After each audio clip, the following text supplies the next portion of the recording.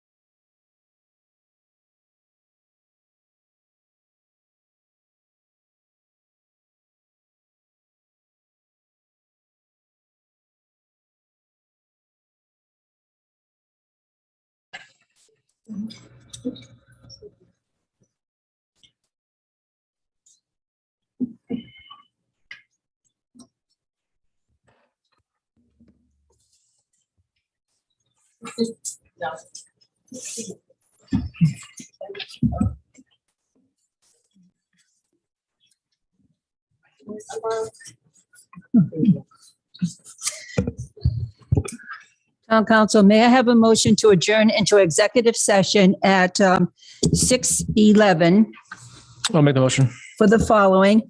Per Rhode Island General Law 42465A2, session pertaining to collective bargaining or litigation, specifically to discuss recent developments in the matter, National Prescription Opiate Litigation Case Number 117-MD-2804, and other related state court matters with the town solicitor. May I have a motion? I'll make the motion. Thank you. May I have a second? I'll second the motion. Thank you. Roll call. Ms. Ludwig? Yes. Mrs. Shockley? Yes. Mr. LeBlanc? Yes. Mrs. Lima? Yes. Mrs. Dixon, yes. 5 yeas, no nays. The motion passes. We will now adjourn into executive session.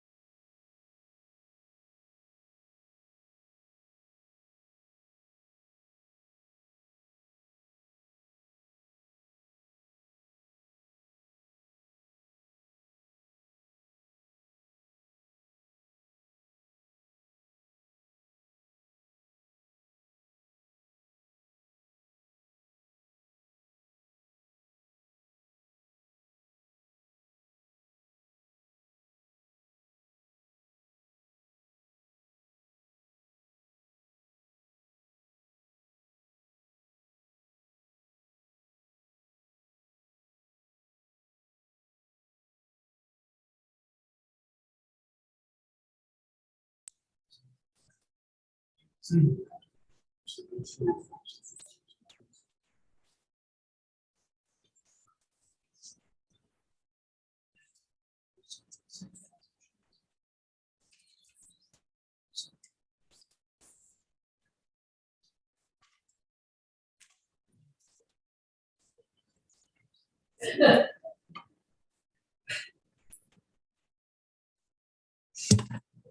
all set?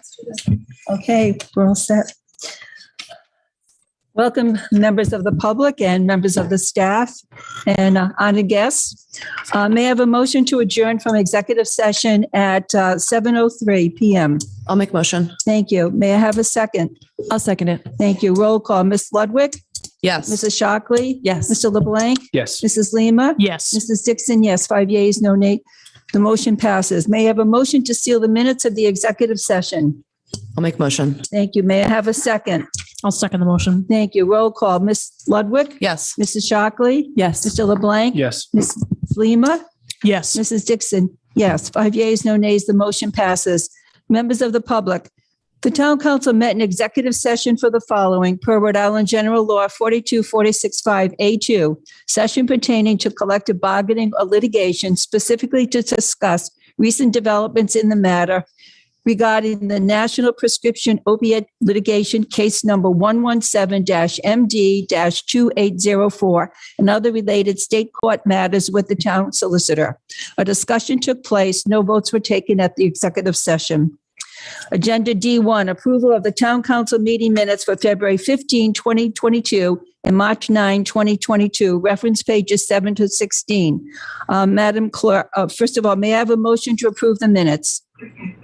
I'll make motion. Thank you. May I have a second? I'll second it. Thank you. Madam Clerk, did you receive any corrections for February 15th? Yes. Okay. Were the corrections made? Yes. Thank you. Did you receive any corrections for March 9th? Yes. Were the corrections made? Yes. Okay, thank you. Roll call to approve the amended minutes for February 15th, 2022, and the amended minutes for March 9th, 2022. Ms. Ludwig? Yes. Mrs. Shockley? Yes. Mr. LeBlanc? Yes. Mrs. Lima? Yes. Mrs. Dixon? Yes. 5 yeas, no nays. The motion passes. Thank you.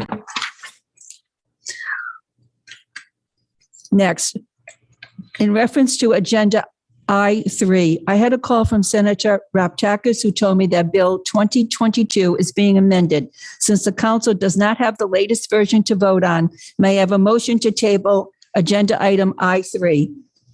So moved. Thank you. May I have a second? I'll second. Thank you. Roll call. Ms. Ludwig? Yes. Mrs. Shockley? Yes. Mr. LeBlanc? Yes. Mrs. Lima? Yes. Mrs. Dixon? Yes. 5 yeas, no nays. Thank you. The agenda item is tabled. Also, may I have a motion to table agenda item I4? I'll make motion. Thank you. May I have a second? I'll second. Roll call vote. Ms. Ludwig? Yes. Mrs. Shockley? Yes. Mr. LeBlanc? Yes. Mrs. Lima? Yes. Mrs. Dixon? Yes. 5 yeas, no nays. Agenda item I4 is now tabled until our next meeting. Agenda E1. First reading for proposed amendment to the Coventry zoning ordinance and zoning map to change the zoning of Assessors Plat 7, Lot 15 from I1 industrial to business park for the purpose of removing the current commercial garage and developing a 5,800 square foot retail building. This is reference pages 17 to 20. May I have a motion to dispense the first reading of the proposed amendment? I'll make a motion. Thank you. May I have a second? I'll second the motion. Any discussion? Okay, roll call. Yes. Yes. I'm sorry, Ms. Ludwig. So I'm familiar with the location for 2005, I guess, New London Turnpike. I believe it's been I don't know if it's abandoned is the right word. I just see drop off clothing and things there now. I don't know if there's a current business. Do you know, Councilor Lima? I don't believe so. I don't know if we're allowed to do this, but Mr. Cronin is here if we wanted to bring him up to answer some questions. I don't know if that's allowed right now. Yeah, can we do that? Yeah, this is just, I believe, the first. Reading, yes, it is. Yeah. I asked Mr. Cronin before the meeting began if you'd like to speak. Mr. Cronin, you're welcome to come to the podium if you wish. Thank you for the invitation, Madam President. Thank you. When you come to the podium, please state your name and address, please. Thomas Cronin, Nolan Bernardo Cronin for our 1070 Main Street, Coventry, Rhode Island, for the applicant Coventry Realty LLC. In response to your inquiry, Ms. Ludwig, it's currently leased to a clothing recycler. Okay. So that's a nice way of saying that they collect from the bins around town, put them into tractor trailer trucks, and they're driven from there. So it's a transition point. Okay. That's the current use. Okay. And it sounds as though that the request is, it's basically to redo the whole building, right? To Into the demolish. new, Yes. into the new retail building, I guess. That's correct. To demolish Chevalier's garage, reconfigure the lot, although the access will remain similarly on New London Turnpike. Okay. Thank you. Thank you, Mr. Cronin. Are there any other questions from members of the council? Oh, thank you. Just a point of. Mr. Gorin? Just a point of information. In accordance with state law, there will be a full public hearing Yes. on the proposed amendment in due course, which is, probably 30, 40 days. So the people who might be watching at home will have a full opportunity to weigh in. Absolutely. Thank you. Thank you for making that statement, Mr. Gorham. Okay, roll call. We already had a motion to dispense the first reading. We had a second roll call. Ms. Ludwig, Yes. Mrs. Shockley, Yes. Mr. LeBlanc, Yes. Mrs. Lima, Yes. Mrs. Dixon. Yes, 5 yeas, no nays. The motion passes. Agenda item F, public hearing. May I have a motion to open public hearing at 7:09 PM? I'll make the motion. Thank you. May I have a second? Second. Thank you. Discussion. We have with us Mr. Christian Tracy, attorney for High Five. Mr. Tracy, please state your name and address, please. Thank you, Madam President. My name is Christian Tracy. I am attorney for High Five Kitchen LLC, and I'm coming from Inman and Torrey. Here tonight, we're seeking a Class B liquor license transfer from the existing entity, Lake House Tavern LLC, to my client, High Five Kitchen LLC. My client is also seeking a victualling license and a live show entertainment license. My client is in the process of acquiring the business and is seeking to make improvements to the business and make it their own entity, which is the purpose for the transfer. Thank you. Mr. Marchand, do you have any comments about this application? It has been reviewed and there are no issues or concerns. Okay, thank you. Members of the council, are there any questions you'd like to ask? Ms. Ludwig? Not a question, but I have heard some great feedback from people that have been in that area. It's kind of on the border between districts 1 and 2. So thank you for everything that you're doing over there. Any other questions people would like to ask? Mrs. Shockley?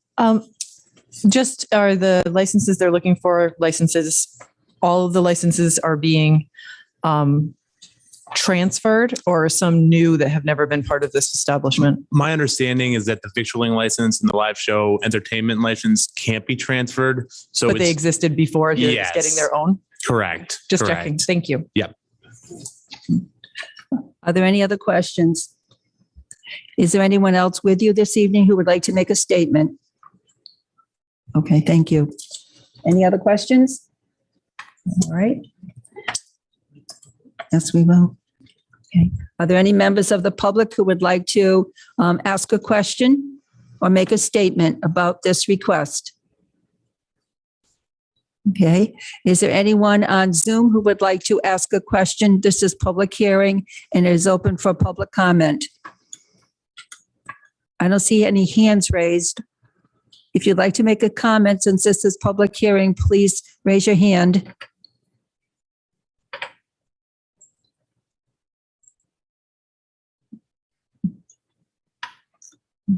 I see none. Thank you, Thank you. Tracy.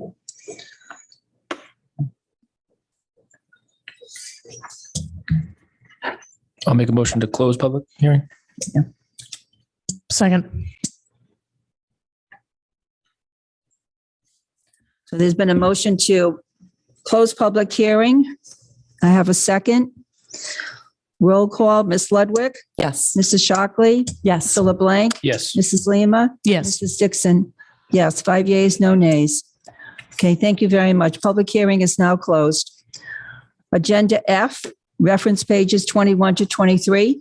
May I have a motion to transfer a Class B liquor license, victualling, live show entertainment licenses for Lake House Tavern LLC doing business as the Lake House, 2260 Flat River Road, to High Five Kitchen LLC doing business as Flat River Tavern. Make a motion? I thought we just did that. That a was for the motion to public close hearing. Public hearing. Public hearing. That was a Now motion. you're to approving close the public license. Sorry. Oh my gosh, I'm so sorry. There's a motion to close public hearing. Okay, now we have to vote on the. I'll make a motion to approve as you read it. Thank you. And I'll second it. Thank you. Any other discussion? Any questions by members of the council? Okay. Roll call. Ms. Ludwig, Yes. Mrs. Shockley, Yes. Mr. LeBlanc, Yes. Mrs. Lima, Yes. Mrs. Dixon. Yes, 5 yeas, no nays. The motion passes. The application is approved.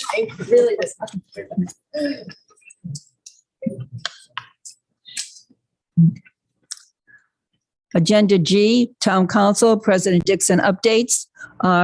Just a couple of items. Reminder, Coventry Earth Day is Saturday, April 23rd. There will be activities relating to Earth Day. The DPW is sponsoring a cleanup. Neighbors, individuals, social groups, please join together. Notify Michelle and DPW, and she will set you up with a yellow vest, tools, bags, etc. Coffee and donuts before the start, and pizza at the end of the cleanup will take place at the DPW office. Another, Point of information, yes. Mr. Gorham, for the last thing, I thought the process was public hearing one meeting and then the vote the next. Am I wrong on that? You're talking about for the license that was just Yeah, transferred? The transfer, yeah. It's on That's in our the agenda. discretion of the council. There's nothing in the law that requires it to be held over for a meeting.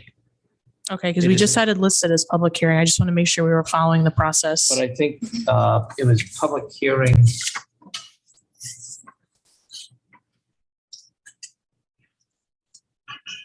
We didn't have any of the terminology for discussion interaction.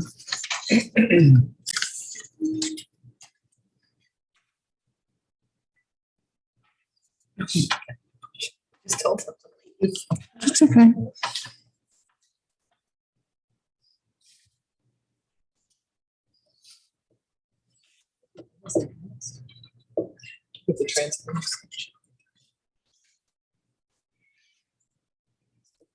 Mr. Gorham, do we have to delay that vote again? I think, here's what we're going to do. To err on the side of caution, post it next time for consideration and action to ratify what's done tonight. It's just easier that you're, can you post it for? Could we put it on Wednesday's meeting because we're planning on, No, you need 48. it's too late, right? We already posted it. We're meeting Monday. Next Yeah, Monday. next Monday, it'll be fine. We don't need to do anything, but thank you for pointing that out. You're right. So what we'll do is just vote again to ratify everything that was done tonight and to approve the license again. So for the future, can something be It has- discussion, interaction, public hearing, and voted upon in the same night? Oh, yes. Okay. Yes. But when I looked at it, I realized it does not say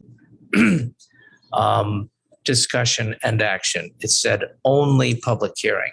Mhm. Usually it says public hearing and then discussion and action because I put that in. It wasn't done this time. It's not.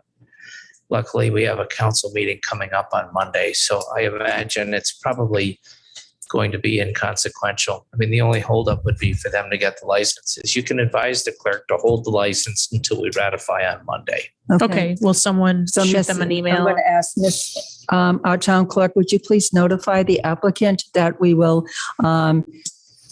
delaying the vote till Monday to err on the side of caution, okay? And just make sure they Thank understand you. it's simply a clerical issue for point of Thank you order. again. Okay. Thank you. Thank you, Mrs. Lima. Okay, continuing on. Eco Depot Day. Rhode Island is sponsoring several Eco Depot sites. Coventry is on the list for April 9th. Sign up online, get a time and start cleaning out your homes and garages of paints, aerosol sprays, paper for shredding, electronics. This is a free service and of great value to residents, one-stop drop-off. And as we mentioned last week, Mr. LeBlanc and I have already signed up. We have a good time slot. So we're looking for many other people to take advantage of this great opportunity. The last update is the Comprehensive Plan Advisory Committee. The first meeting took place on March 22nd, 2022. The consultant Beta Group presented the goals of the plan, the time schedule, and committee activities. The committee met the project manager and the team that will be working on the project. The next meeting of the group will be May 25th on a Wednesday. It will be a public meeting available for participation by members of the public and for the committee itself. President Dixon, Yes, that's May 25th is actually a public meeting. Public meeting. It's a public meeting. Meetings. It's not a meeting of the subcommittee or of the but they will steering be committee. there. They will be present, Yeah. but this is going to be a community outreach to invite the community to get engaged in the initial kickoff of the comprehensive planning process. Good, thank you. Thank you. And I know that when we had an effort to develop a comprehensive plan, we had public meetings, one in each district at that time. This time we have 3 planned, and the members of the public participated very, very well. I know in District 1, there were somewhere like 35 people who showed up, which was a good number. And we were able to answer a lot of questions regarding the plan, and people were able to give a lot of input concerning what they'd like to see in the plan and some of the things that they felt were challenging in Coventry. So it's a very worthwhile activity. So please do think about putting on your calendar May 25th, Wednesday night, for this public meeting.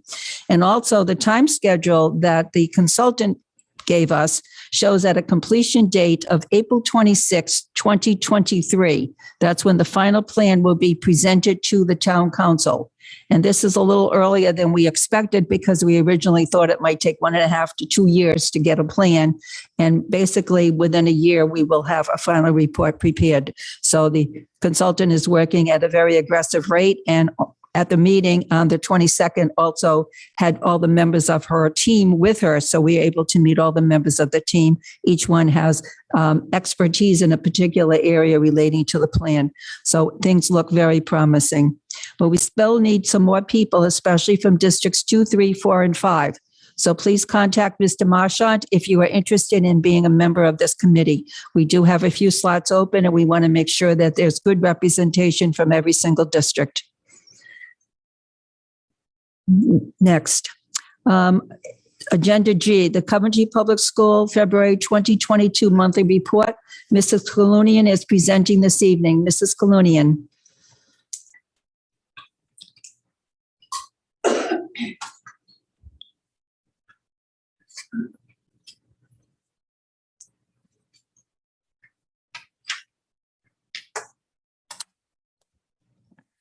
Good evening. Good evening. So, hope everyone's well. I'm here to give the report for the schools. The school department and school committee extends congratulations to the Coventry High School Senior Navy Junior ROTC Cadet Lieutenant Alexander Travison. Lieutenant Travison was awarded a $10,000 scholarship through the National Junior ROTC Scholarship Programs funded by the National Veterans Business Development Council. Lieutenant Travison wrote a 1,000-word essay to apply for the scholarship. The complete story that appeared in the local newspaper is available online at the link that I will provide to the town clerk, which I did. We are excited to bring to the community our own Naughty Oak Room menu and advertisement. Outside groups and organizations can order catering or hold their next event at the Naughty Oak Room. Complete details are available online at the link I provided to the town clerk. So that's very exciting. I don't know. I think it is, because if you've ever been to the Naughty Oak Room, they have wonderful food and they're great cooks. And I think that it's great for the community. We are pleased to learn that the recent STAR winter benchmarking assessment shows promising gains in ELA scores, grades 1 through 5. The significance of these gains is the progress made in closing the gaps created by learning loss due to the pandemic. We want to thank the district's professional development coordinator, Mrs. Erin Coyne, and the director of curriculum instruction and assessment, Mrs. Amy Anzalone, for their efforts in compiling this data. Coventry Public Schools is partnering with the EC Council to offer certified ethical hacking certification through our regional career and technical education center's computer information technology and game design program. That's a long sentence. The EC Council is the gold standard for cybersecurity training and certification globally. The United States Department of Defense requires EC Council training for their cybersecurity employees. Coventry High School will be the only public high school to offer this entry-level certification in Rhode Island. Upon successful completion of the ethical hacker certification, Coventry High School graduates can enter the cybersecurity workforce, where there currently exists over 4.5 million unfilled positions globally and 350,000 unfilled positions within the United States. So that's something very, very good for our seniors. Not everybody's cut out for college. This gives them, something to go right into the workforce and earn a pretty decent salary too. President Dixon? Finish your report, Ms. No, I'm almost done. Okay. Oh, sure. Okay, on my last Go ahead. part. We offer congratulations to the Coventry Ochre Wrestling Team. Coventry won the state title and the state wrestling championships held February 26th and 27th with a score of 210. The placement for the Ochres Wrestling in the statement tournaments are as follows. We've got Peyton Ellis first, Stone Bosworth second, Hayden Myers is first. He was also the outstanding wrestler of the tournament. Aiden Robichaud, he's second. Luke Legess, fourth. Christian Rutherford, second. Adam Veazey, fifth. James Walton, sixth. Gabe View, sixth. Robert Caramello, fifth. And Asen Jones, sixth. Okay. And that's all for my report. Thank you. Are there any questions by members of the council? Ms. Ludwig? Thank you, Member Kalunian. I had a question on the I think you called it Ethical Hackers Group. Right, the EC Council. It sounds like you mentioned for seniors. Is that part of this? I might say this wrong. The CTE programming, or is that's for anybody? As far as from what I hear, it's going to be offered through our CTE. So it is going to be offered The through Career Pathways Program. Right. But I think that, any senior could probably go for it. Okay, cool. I think. Yeah, I mean, it sounds great. So Doesn't it sound nice? I thought I it was also work wonderful. I basically work in fintech. And so we're seeing more and more people come into the workplace where they've gotten, there's different things called like Google degrees or coding degrees that people aren't going. Not everybody's going to college anymore. Right. People are taking online courses. They're learning how to do things through the Googles and the Amazons and the bigger companies out there through free learnings or nominal fees for joining into like a session with a live person, something like that. So I think this is great. And I know I have 2 children I put through college, and student loans. I've seen some kids with, they're astronomical. It's like, so to have something like this, and we had a welding program too, that they had where EB took welders right out of school, and they earned a pretty good salary, like $40,000 right out of high school. I mean, that's great. And from what I understand, the salary for this is like 60 grand. So, you're talking a good program. It's good opportunity for us, for our students. And Yeah, that sounds great. Thank you. you're welcome. Anything else? Thank you. Okay, question? Mrs. Bruno? Can you talk more about the event that's happening Friday morning at the school? I signed up to go and I saw the invite, but it sounds like it's a pretty big deal. It is. It is a big deal. It's our unified arts program. It's sort of like a Special Olympics. I know I'm going too. I don't know a lot about it. I know that they're really excited about it. They've really worked hard on it, and I can't wait to go. I'm really that's my field. I'm in, so I'm going to enjoy that.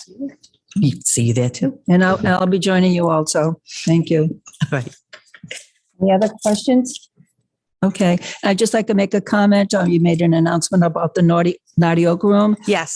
Recently, Miss Ludwig and I did attend lunch there and had lunch there. We had a very delicious lunch. And also last week, the culinary students also prepared breakfast at the senior center. They do this once a month, and it's open to the public for $3 a person. Wow. People get a delicious full course breakfast. So it's nice to see the students. They're there with the chef and the head of the program, and they have their uniforms on, and they're very, very professional and learning how to serve meals and preparing the meals too. So it's a great program. It is. That's like one of our best programs, I think, because I've known several students that have gone from there right into Johnson and Wales or to another culinary school. And, so I just, I got a soft spot for them. Okay. Thank you, Mrs. Thanks. Colonian. Thank you. We're now at agenda item H. This is a joint meeting of the Town Council and EDC. Ms. Bosworth, would you please open your meeting and call the roll? And please feel free to come forward and sit down. And I think we don't have a microphone there. So whoever is presenting can go to the podium.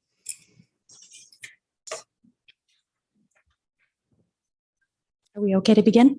Yes, please open your meeting and call the roll. Okay. We'd like to call the joint meeting to order. Can I get a motion? Motion. In a second? All right. So first off, before we begin, we do have a presentation to share. So if we can bring that up. Ms. Bosworth, excuse me, would you just introduce the members of your committee who are with you this evening? Yes, absolutely. So we'll get right into that. My name is Erin Bosworth. I am a member of the committee, vice chair. I joined the committee for a few different reasons. Mainly, I am a resident in the town and have a strong desire to see the town continue to grow and really just wanted to get involved. I work at Schneider Electric. I've been there for over 10 years and have a background in operations and really being able to transform organizations, teams, business, and process. So I joined the committee with that in mind. In addition, we just wanted to, on behalf of the entire committee, take a moment to thank you guys. We know that you are all very busy with all of the meetings and hearing about Friday and Monday and more meetings. So thank you very much for having us on the agenda tonight. We're really excited to share some things with you. And with that, I'm going to hand it over to Mr. Cabellas.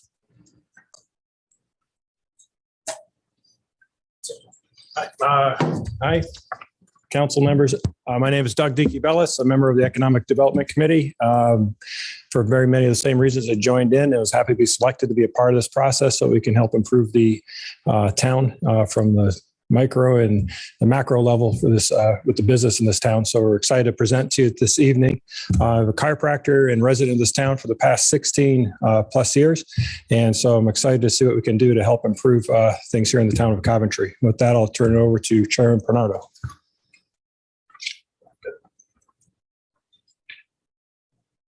Good evening, council members. My name is Craig Bernardo. For the same reasons that my two co-chairs wanted to be part of this, I was born and raised here in Coventry. I own a business here in town. along with commercial real estate. When this came to the table to be part of this program, this had started up many years ago and kind of fell through. I think with newly elected officials here, we're very excited to have an EDC established here in the town. The town of Coventry has tremendous growth opportunities. And, we all share the same passion to ensure that Coventry grows favorably economically. I'm going to go right into the slide, Cody, if you'd like to proceed to the next. So beginning last year, the three of us and two other members, we have been meeting monthly. We've been brainstorming. We've been trying to think about the best way to grow the town and help local business, help future business, and really get Coventry on the map. And this is what we are proposing for all of you to consider in the future. So we have really thought it hard and through, and with all of our combined experiences and with the assistance of two members here tonight, truly we feel very, very confident that the council should certainly consider hiring a professional real estate survey and marketing company to pursue a potential RFP to look at the current strengths of our town. So we have tremendous strengths now to help bring Coventry on the map today with the strengths that we have to bring in other traffic from other towns to help grow the businesses here. We do feel that we want to really take an initiative to advertise and show the strengths to get other consumers into the area to shop, commerce, et cetera. And get people to patronize the businesses that we have here. I think a company like this, for the future plan, would not only lay out the current strengths to help us advertise and get some traffic, but I think they can also provide us a great future map that I believe that the town planners and our committee and possibly yourselves could look at for the future. So based on existing infrastructure, future needs, road analysis, I think a company of this type could certainly help us draw up a great needs analysis so we can look at a bright future ahead as to what we'd like to do to grow the town further. Can I pass this over to you? Yeah. Yep, great. We can go to the next slide. In addition to that RFP, a few other ideas that the committee has come up with that we're hoping we can gain your support. And we'll get into exactly what this means in terms of a budget. But first off, we really want to be able to engage the community. If we are able to get more individuals into the town of Coventry, they're more likely to spend in the town of Coventry. So that could be on anything from gas to restaurants. And we want to look for ways that are going to engage the local and small businesses as well. So the first thing that we would like to try to do is potentially build out a story walk. This could be on the bike path, specifically by the library if possible.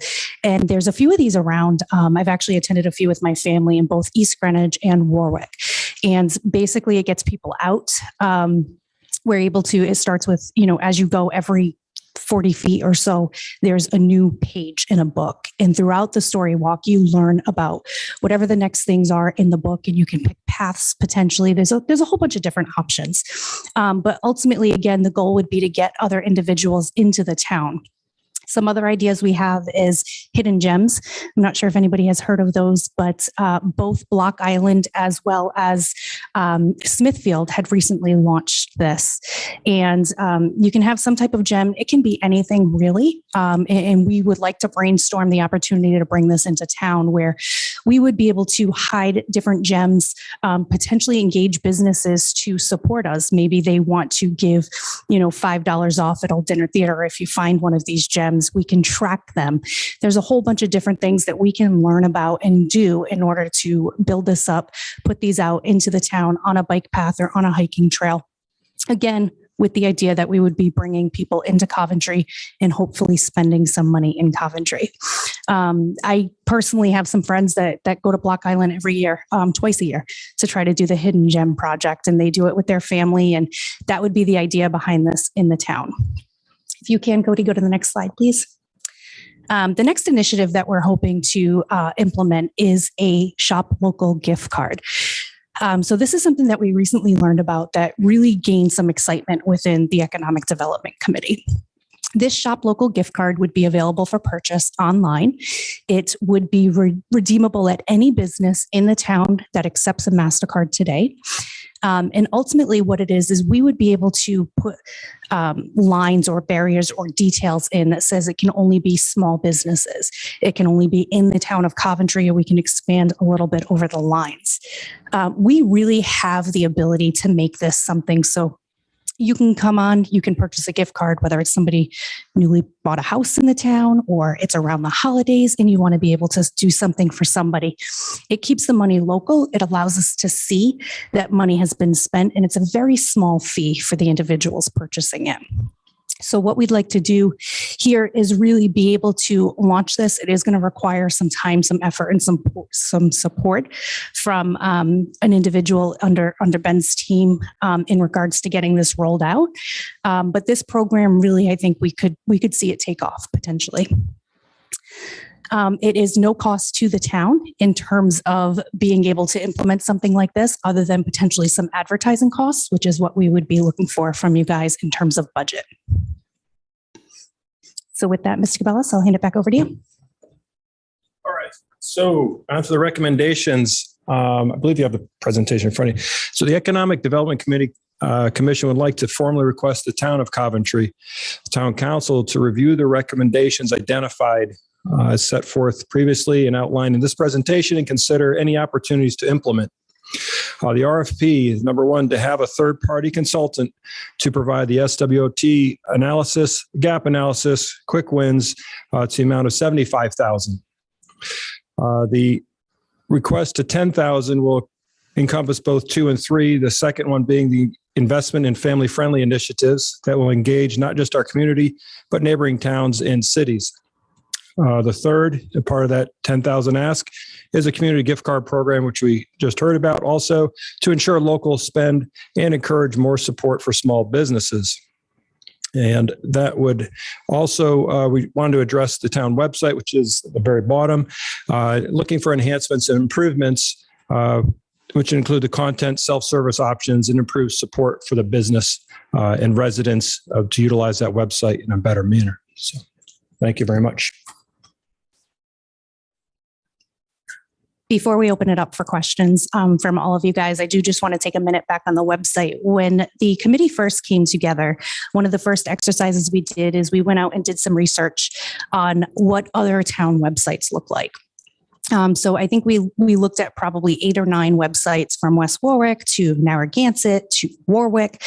And what we found was that our website did not do us justice. It was very difficult, A, to navigate, B, the resources and information found on it were nowhere near adequate in terms of what West Warwick was doing, what they had available in terms of self-service. So we did not put a budget line item on it, but we do want to make sure that it does gain the priority that it deserves in order to get people on our website using it efficient, effective, and available.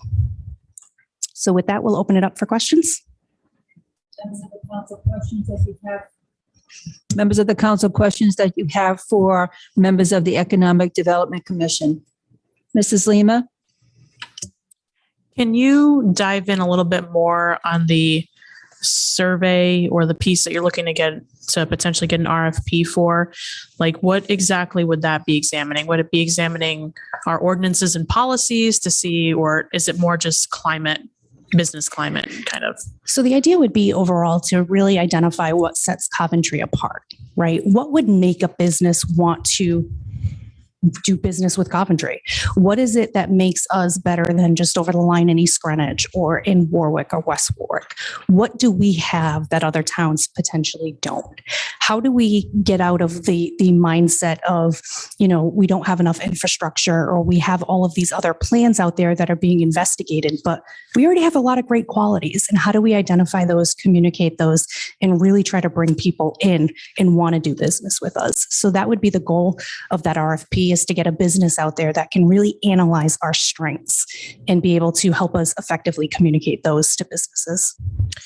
And this might be a question for Mr. Marchant too, but would that overlap with the comp plan's results at all, or is that completely separate? Or they're really looking at it from a different angle. The comprehensive plan is looking at what the zoning and design of the future of the community needs to be to accommodate growth for the next 30 years. I think what they're looking for is more of an instant snapshot of if we were to do a marketing campaign to attract businesses here, what are we selling? What does Coventry have to offer?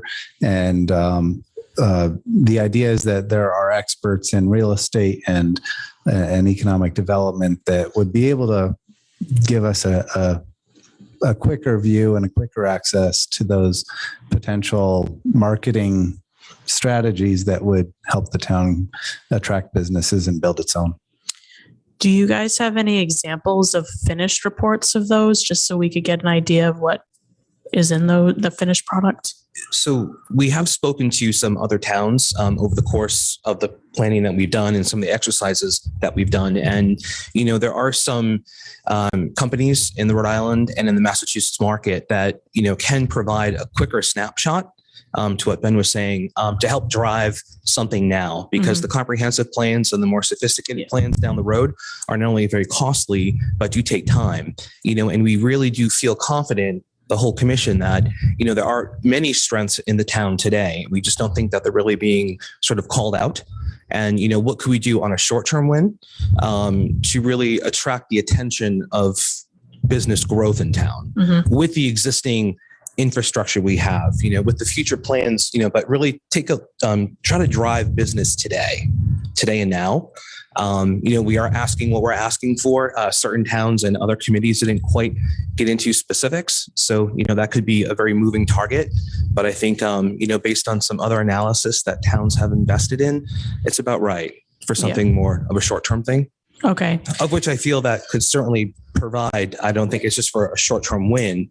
I think that information could certainly go to officials to use, we would hope, for future things as well. Yeah, just would be great to know. I don't know if this is going to survey business owners that are pre-existing, what are barriers? What do you like about doing business here? I imagine that's going to be part of the results. Correct. Okay. Correct. We've been out there actually talking to new businesses today, businesses that have just recently opened up in the last year or two. Overall, I think their feedback has been very favorable because of the professionals we have here in Town Hall. All of them have said it might have been a little cumbersome in some cases with some short delays.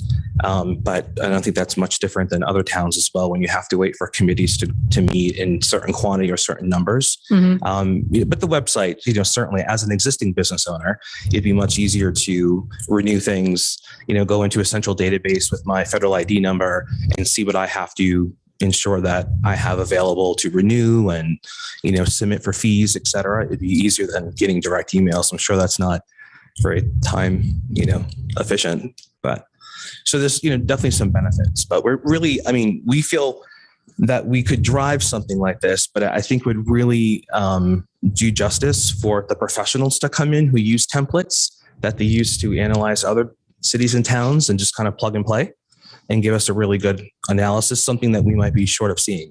Sounds like the website improvements are kind of low hanging fruit, like not a lot of costs associated.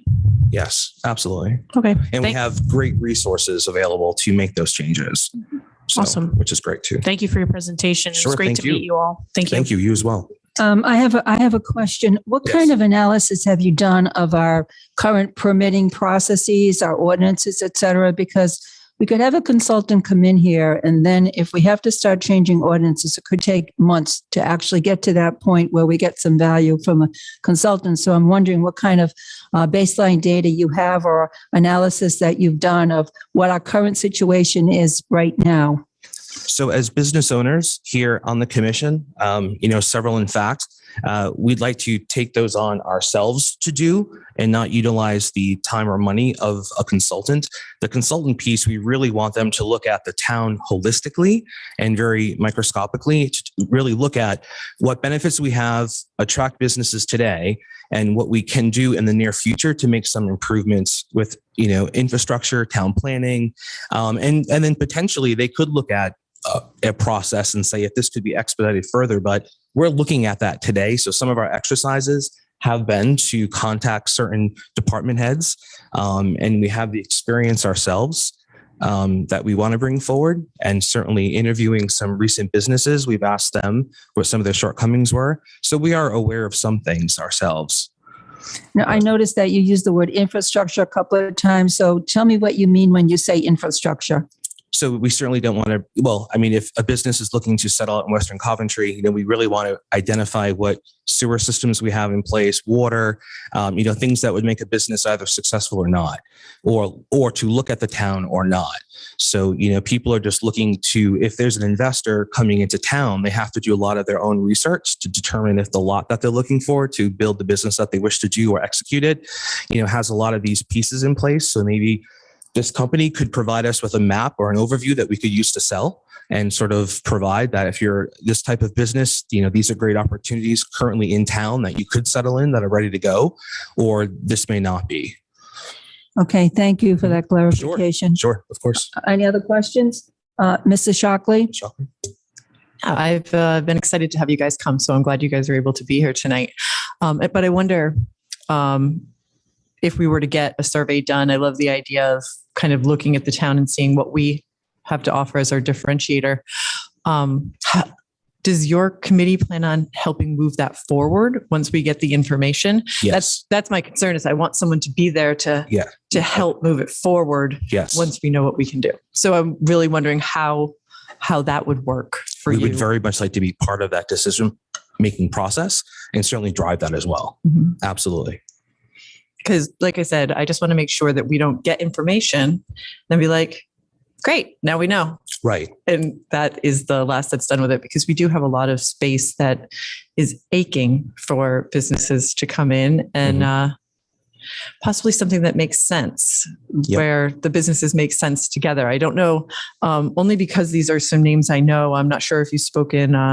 Lisa Kanicki, she runs the Westerly Chamber and has taken basically what was a very rundown downtown area and made it a bit of a destination down there. I think there were tax incentives for artistic type businesses. So just something like that. Or Jennifer Welladon, I believe is her last name. She runs the Central Rhode Island Chamber, but she lives in Coventry. Okay. So just some resources to think about. Who you look like you've already done this. Yes, we have met with a few of those individuals. And, to your point, I think a lot of what we want to do is really identify. I mean, when we stepped into this, one of the first questions we asked is, how do we even know what buildings are open or available? And we don't have any of that, right? As a town, we can't even say if a business comes in or wants to come in and says, okay, what options would fit my needs, or I need this many square feet. What do you have? We don't know. And so those are some of the things that we're really hoping if we can kind of get our hands around what we have and what makes us good, and we can advertise that and we can move on that, we have a lot more likelihood, hopefully, of getting some new business in here, some new types of businesses, like you said, changing it into what Wickford did and changing it into a lot of what they do. I mean, they do canoe witch races for Halloween, right? We have areas, we have the places to do it. We just haven't capitalized on that yet. And that's something that we're really hoping to be able to do. I will say, for the first time since moving here, in social media, I'm seeing a lot of positive comments about local businesses. So I think the places that are moving in are what people are looking for. So hopefully we can kind of keep up that momentum. I really do appreciate the time you guys have put in. Sure. Thank you. And then also as the EDC too, to be available to our existing business owners to reach out to us, if they are having some struggles, if they are looking to make improvements, what are some ideas that potentially we could provide that they could come to the town and ask for? And as well, if there's larger companies looking to move here, we'd love to be a soundboard to, how easy is it to do business here in town? And we'd love to be able to provide that insight back to attract the right businesses as well. So. Good. You have a question? Ms. Ludwig? I'll go last because I'm on the committee. No, I know. Mr. LeBlanc? First, just want to say thanks for the presentation. Really appreciate it. Other council members had some really good questions. On that community MasterCard program, what are your ideas for incentivizing people to actually purchase those cards? Is it like working with the local businesses and they might give 5-10% discounts? Is that where you were thinking? Correct. Yes. So the idea would be that a consumer can go online and be able to purchase this. We can actually link it directly to our town website to make it easier to get people to the website as well to learn more about the town. So the consumer would go on. It's really easy to do, just like you would get any other gift card. There's a small fee for the consumer, depending on what, if they want an electronic gift card or it would be an actual mailed gift card.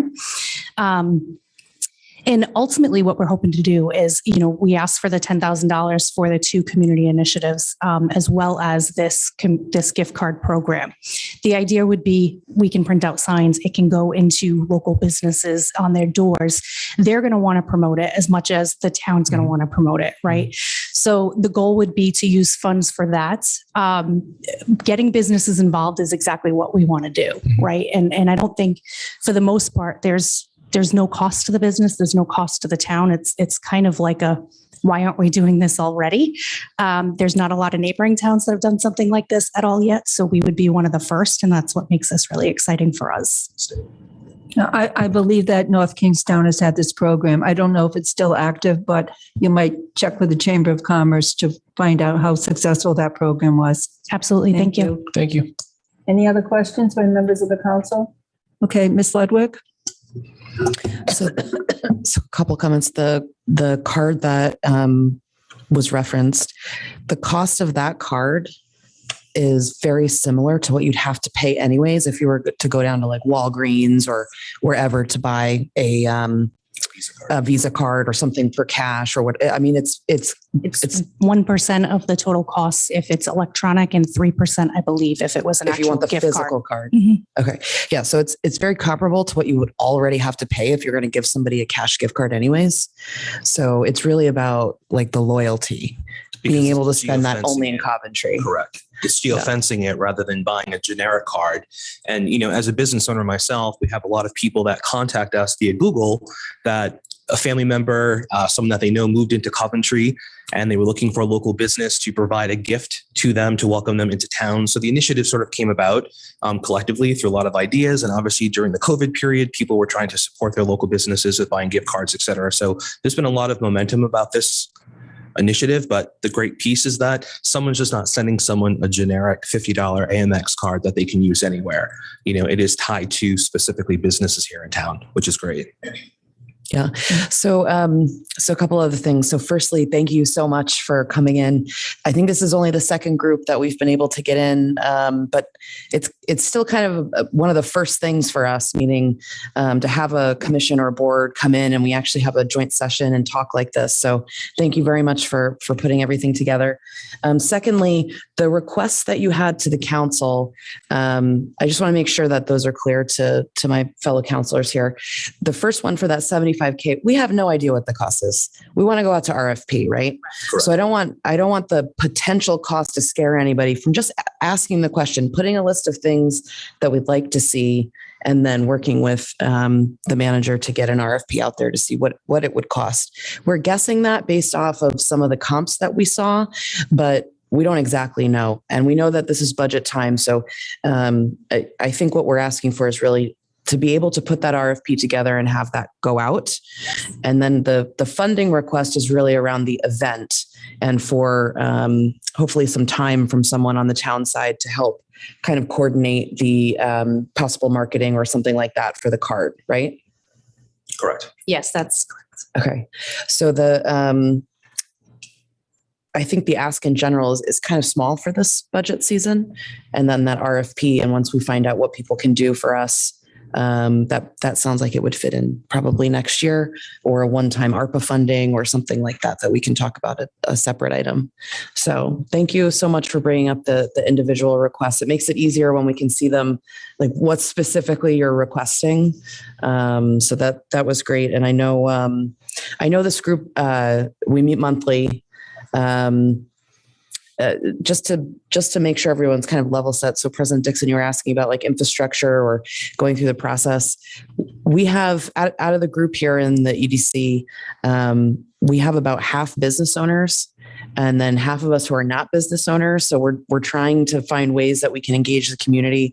We tried to go out and ask several businesses. I personally went in person and emailed and Facebook several businesses in my district to try and get feedback about sewer infrastructure, and what would you like to see like for ARPA? I got 0 responses. So then we tried a different approach a couple months ago where we said, well, can we maybe come up with our own recommendations for ARPA? We didn't know how to spend the money. So it's kind of like we've hit a couple of these walls. So we're kind of finding our way through here. The next thing I think that we're going to talk about in the upcoming EDC meeting is getting a survey out, and hopefully we can actually get a few of the businesses to fill that out, because right now it's still a little bit of ad hoc feedback. And one thing that has kind of piqued my interest is the ability for these businesses to really trust what we're saying and what we're doing. So I think we may need to continue working on the relationship at a little bit of a smaller level. So actually going in and building the relationship. And that's something maybe we can do between the town as well as counselors. I know that has worked in Cranston, for example. So Hillary was kind enough to introduce me to Alan Fung. We had an amazing conversation last month about how they built some really strong relationships at the local level and then just kept building on that. So I feel like this is our time to really do that and work with local business owners. So, And with the committee of like as well. So exactly. Might have been, why is my councilwoman asking about all these questions? Versus the peer group coming in, looking to help and assist. Yes, absolutely. So thank you. You're welcome. Thank you. I do appreciate the enthusiasm and the passion that you have. I do appreciate the clarity of the ask and the presentation on what you're asking us to approve. And you do have a vision for where you want to go. So that's very encouraging considering you just started a few months ago. So I'd like to applaud all the members of the commission for stepping forward, putting your name in to be considered. We're glad we selected you because I think we got just the right mix. So thank you so much. Thank you very much. Okay, thank you. Ms. Bosworth, will you please close your meeting? Yes. Can I have a motion to close? Motion. Second. Thank you very much. Thank you so much. We're now on agenda I-1, ratification of the town's participation in the Rhode Island Attorney General State Court Action Settlement with Teva and Allergen defendants. Said settlement details are already provided in the prior approved MOU for the so-called Big Three distributors. This ratification is needed to effectuate participation in the cash settlement, opioid abatement fund, and product distribution. The council received a handout explaining what the settlement is all about, has also had discussions in executive session concerning the settlement. May I have a motion to ratify? I'll make a motion. May I have a second? I'll second the motion. Is there any discussion by members of the council? Okay, roll call. Ms. Ludwig? Yes. Mrs. Shockley? Yes. Mr. LeBlanc? Yes. Mrs. Lima? Yes. Mrs. Dixon? Yes. 5 yeas, no nays. The motion passes. Item I-2, ratification of a resolution to support Senate Bill S 2341 Sub A and House Bill H 7834 Sub A pertaining to state funding and responsibility of sidewalks along state roads and rights of way. I'll read the resolution. What? Certainly. That's fine. Thank you. Ms. Ludwig has requested to read the resolution. We're certainly happy to have her read the resolution. Here you are. Oh, I have a copy here. So we've been talking about state walkways along the state roadways for a few months now. We talked about it. I'm looking at Director McGee here in the audience. We talked about it with the legislators at the meeting last month, and Councilor LeBlanc and I wanted to put forward this particular resolution to show our support from the Coventry level for the bills that are currently with the state. So the Town of Coventry resolution of support for Senate Bill S 2341 and House Bill H7834. Whereas Rhode Island Senate Bill S2341 and House Bill H7834 will require that maintenance of sidewalks along state highways be the responsibility of the state. Whereas the Rhode Island Department of Transportation, or DOT, already has the authority and funding to properly maintain sidewalks along state right-of-ways. Whereas the Rhode Island League of Cities and Towns is supportive and also advocating for these bills. Whereas the Rhode Island Public Works Association expressed support for this legislation. And whereas Coventry Town Manager Marchant and Town DPW Director McGee provided direct testimony to the Rhode Island Senate Subcommittee on Municipal Affairs and Highways in support of these bills on the 10th of March, 2022. Now therefore be it resolved by the Coventry Town Council of the Town of Coventry, we're requesting that the Rhode Island General Assembly approve and enact these bills submitted in the January 22 session. May I have a motion to ratify the resolution? I'll make the motion. Thank you. May I have a second? I'll second the motion. Thank you. Any discussion? Mr. McGee, would you like to add any comments? Yes, I would. Just a clarification. As Mr. Marchant and I testified, RIDOT over the years has been in opposition to this. However, when we met with them at the Senate hearing, they were in favor if we included a caveat, which would be the subpart A of the Senate bill. And that would be for them to maintain the sidewalks along state highways with the exception of snow removal. With that sub A added to that, they approved that. The House bill, however, is included that, but went one step forward and said, not only do they shall not include snow removal, but sweeping and cleaning. When I clarified that with Rep. Nardone, the state law already says that they're responsible for sweeping and cleaning of the sidewalks. So their subpart A is going to remove those two words and leave the no snow removal. So both will have exception of snow removal on the maintenance of the sidewalks. And RIDOT, as their representative was there, I'm sure Mr. Marchant will confirm that they were in favor of that change. And hopefully after these fourth year now, we can get this done so that the state takes care of their sidewalks and we'll take care of ours. Thank you. So Director McGee, I think Ms. Ludwig? Thank you. Director McGee, I think we had asked Mr. D'Agostino to check earlier about the subsection A, and it didn't look like that had been finalized yet. That's right. They're in a process in their committee hearings. They're making those sub changes to sub A's, which is going to make those two changes, including the exclusion of snow on the Senate and excluding the cleaning and sweeping of sidewalks in the House. Okay. That's the only change. How is snow removal on the sidewalks addressed now? Currently, all cities and towns have ordinances that the property owners are responsible for removal of snow removal. And they said that our DOT said it would be too much cumbersome for them to be able to remove snow from the sidewalks. And we agree that that's not what we're asking. We're asking if it's structurally unsound and it has to be repaired, that's what we're asking them to do, repair their sidewalks. I think we have an ordinance that does require the snow removal. Pretty sure it's correct. Every town in the state. Correct. Yeah, that's exactly correct. So Solicitor Gorham, can we still do this as is, or do we need to suggest the amendment at this point to the subsection A? It's being reviewed right now. You can endorse this bill and then, the chief reason for a resolution is many of the committees in the House and Senate require one in order to pass the bill, especially if it's town specific.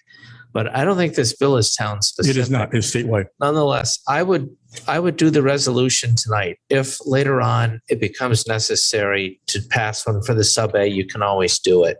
But you want to show the support to the committee. Hopefully they'll get 39 resolutions, right? If it was up to the DPW directors, it would be. Right, Yes. right. Well, it's a very active group, as It is. I've been able to observe. So yes, do the resolution and send it in. I would. So Mr. Gorham, are you suggesting we ratify the resolution without the sub A? Yeah. And then if you need to do it again later, you can always do it again. They're going to be in session till June. This bill is probably not going to really hit the road, pardon the pun, until June, like everything else in the General Assembly. You'll have time.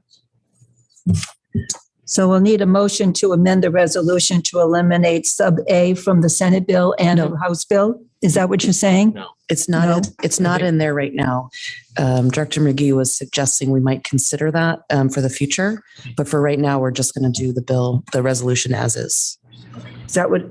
Correct. Okay. Question, Ms. LeBlanc? Just two questions, actually. If this resolution does get approved by the council, President Dixon, do you mind if the town clerk sends it to all the other towns and cities in Rhode Island for us? Oh, absolutely. Okay. And then my second, you mentioned DPW directors. I'm assuming you know a few. Do you mind sending it to at least your contacts? I've sent that already to them. To Fantastic. to all the directors to the Rhode Island Public Works Association. Perfect. Appreciate it. Thank you. Mrs. Lima? So in a perfect world, this passes. What's going to be the rule of thumb when it comes to considering when the state steps in to repair a sidewalk? So say on 117, it's in horrible condition, but the state might come and say, no, you got another couple of years. Like, how are we going to measure that? Right now, when a resident calls to complain of a sidewalk on state highways, they'll call RIDOT and RIDOT will defer them back to us. And we don't have the money to do our own sidewalks, never mind state sidewalks, so we're not doing them. Now they'll be responsible for fixing any sidewalks that are on state roadways. So it'll all just go to them and we don't know. As it would be. If we followed this today, in the event that we had to fix a sidewalk on a state highway, I'd have to file for a physical alteration permit and pay the $100 fee to go and fix their sidewalks on their road. Everything else is done, they do the roads, they're responsible for. The sidewalk is the only thing that got through 30 years ago for some backroom deal. But yeah, I don't think everybody knows, but I find it funny that on even just an example on 117, they're responsible for that road. They're responsible for cutting the brush that comes over from the Patuxent River onto the sidewalks, but not the sidewalks. And they're responsible for sweeping the sidewalks. Yes. And taking care of the roads, the drainage, asphalt, everything but the sidewalks. It's just ludicrous. Trying to correct it. Okay, we had a motion which was seconded to ratify the resolution. That was to support the Senate bill and the House bill with sub A. That's how it is in our agenda. In our agenda, it said. The resolution. No, the resolution I just read doesn't have this. right. But I'm wondering, Mr. Gorham, don't we have to have the motion that was made that included sub A to be withdrawn, and then we just make a resolution to approve 2341 and 7834 without reference to sub A's? My advice had been to just pass the resolution without the sub A, but since you've got one sub A. No, the sub A is only listed on the agenda. It's not in the resolution. Not in the So resolution, when they but made the it's on motion, agenda. so I think we can just clarify for the public that what's listed on the agenda is not what is being passed tonight. The resolution has been proposed. There is no sub A. I think they're ready for the vote. Yeah. So in other words, yeah, you don't have to pass the sub A. That's what I said originally. And right, where the motion was made to included the sub A. So I just wanted to know if we had to withdraw you can do it later. Okay. Yeah, which is fine. Okay. All right. We have a motion and a second to approve the ratification of resolution to support Senate Bill S 2341 and House Bill 7834. Any more discussion? Roll call, Ms. Ludwig? Yes. Mrs. Shockley? Yes. Mr. LeBlanc? Yes. Mrs. Lima? Yes. Mrs. Dixon, yes. 5 yeas, no nays. The motion passes. Thank you very much. You're welcome. I3 is tabled. I4 is tabled. Now move into Agenda J, work session on the town budget. Tonight, we will discuss the following departments: Department of Public Works, Police Department, Finance Department, and Human Resources. Mr. Marchand? Thank you, Madam President. This evening, we're going to wrap up the review of the town budget. I'd like to start with Human Resources. We can have Cheryl come up to the mic if you have any questions, but Just to walk through it, it's overall a modest increase of 0.9%. Most of what you'll find in this is the same as we had the prior year. We did reduce the amount we invested in the employee investment program. Last year, it was the first year, or this current year, it was the first year we did it, and we're not using it quite as fast as we thought we might, but it's been very helpful because many employees have been able to take advantage of training that was not budgeted in their departments, and it's been a great asset. But that reduction is offset by an increase in the pension costs that we've budgeted for non-teachers. And do you have any questions about the human resources budget? Just trying to get. Oh, sorry. We are You on finished before we got page there. 29.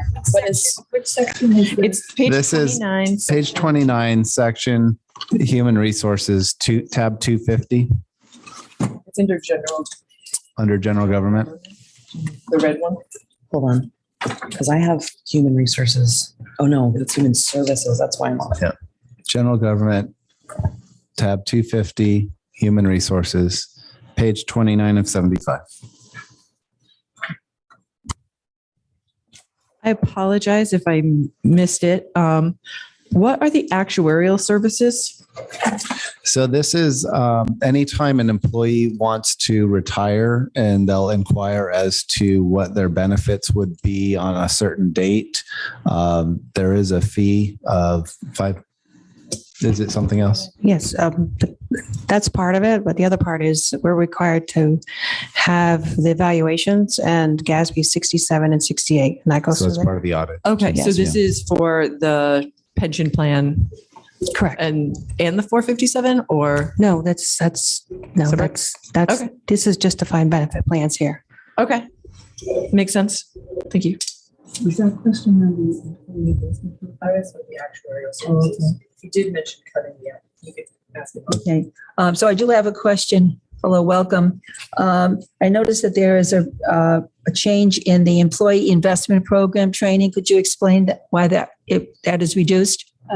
Like Ben said, this year was the first year we had it, and we're not spending it that as fast as we thought we would.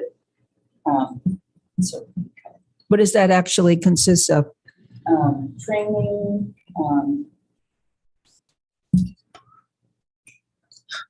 Professional development, employee recognition, cards and flowers when someone's in the hospital. It's kind of the full taking care of the employment relationship with our employees throughout the scope of their service with the town. And HR is kind of the office that handles those employee relations. But several of our directors have gone to professional development training and leadership training this year under that program, as well as we have computer cyber training awareness. IT is trying to get more employees to take advantage of those. A lot of people have been invited, and By just very cutting few- them off. Well, if they don't sign up and they don't do it, then we're not expending the funds. And so we're also looking at coming up with incentive programs, carrot and stick, and things that we can do to try to get more participation. Okay, thank you. I know in state government, it's mandatory. Just, we have no other choice. But I just wanted to ask again, the actuarial services, why has it changed so much in cost in the past few years? So I don't know if this is just how costs fell, but it was $16,000 in fiscal year 20, then $80,000 in fiscal year 21. I don't know if it's backloaded, but it looks like we're going to fall within the 45,000 this year, and then we're upping it to 55. It's for the pension. It's down towards the bottom. Do you want me to answer that?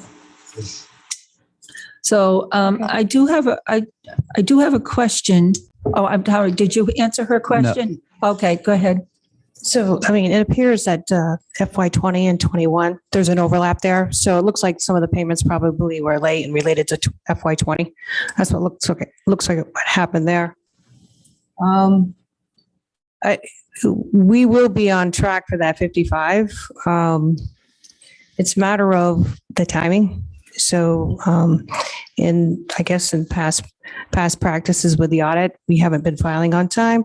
So it's really when they get it done and when the census information was given to them, sometimes it overlaps until the following year. So, hopefully in the future, we will have all those actuary services paid for by December in the future. Ms. Mills, could you address a reclassification of the school pension to the school department? So that's on the front of the summary page. So what I thought would be best served is to put the piece that the town pays for the school pension, to put it down below in the summary of the front of the budget, because it's really not a function of the town and it kind of distorts the general government cost. We do pay for, I believe it's 40% of the SRP, and but if we put it on the front of the page, it's a better visual. So does that mean that the amount of money that the school is paying still remains the same, or the percentage still remains the same? Yes, ma'am. Okay. So it's just an accounting function? Well, it's presentation, because if we keep that pension payment, which is related to the school in our human resource budget, it really doesn't, I guess it doesn't really make sense. It's better to put it grouped in with we have the CIP in the front of the budget, we have the contingencies, and we have the debt. So these are like really unique items that we want to break out for transparency purposes so people understand. The percentages didn't change. Okay. Excellent. Thank you so much. You're welcome. Any other questions? Mr. Shockley? Sorry, some of my answers are begetting more questions. So it seems the employee investment program is partially training, but we also have a line item for training and CPE of $35,000. So how do those differentiate? How do we differentiate between those, and why do we have the two separate lines?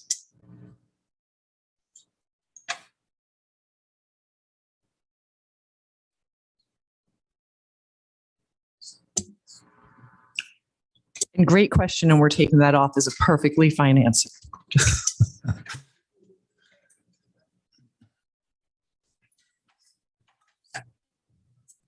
Yeah, I mean, what's training under one?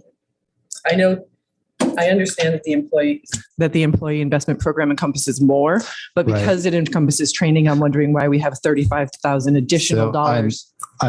I might have spoken too soon, because I know we have been billing against the training line for the professional development, and for the employee investment. One of the big expenses that I plan to do is when we roll out a new personnel policy manual. I want to have a townwide training. I want to have all employees kind of get some awareness about that. And so to put on an employee function for them, that would come out of the investment account rather than the training account when it comes to townwide policies and procedures. But have we been doing the training? Did I misspeak about the investment program? So just to clarify, the investment program does not include training. It's the training line is training. The investment program is, I think, encompasses a few other things. We've been using it for recruiting.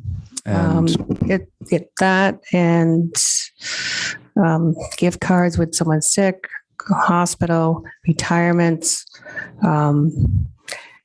I don't believe that investment program, it was really literally, it's to be an incentive program for employees as opposed to the training.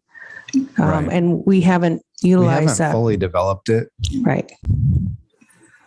So it's a work in progress, but I think we kind of bit off more than we needed to chew the first year.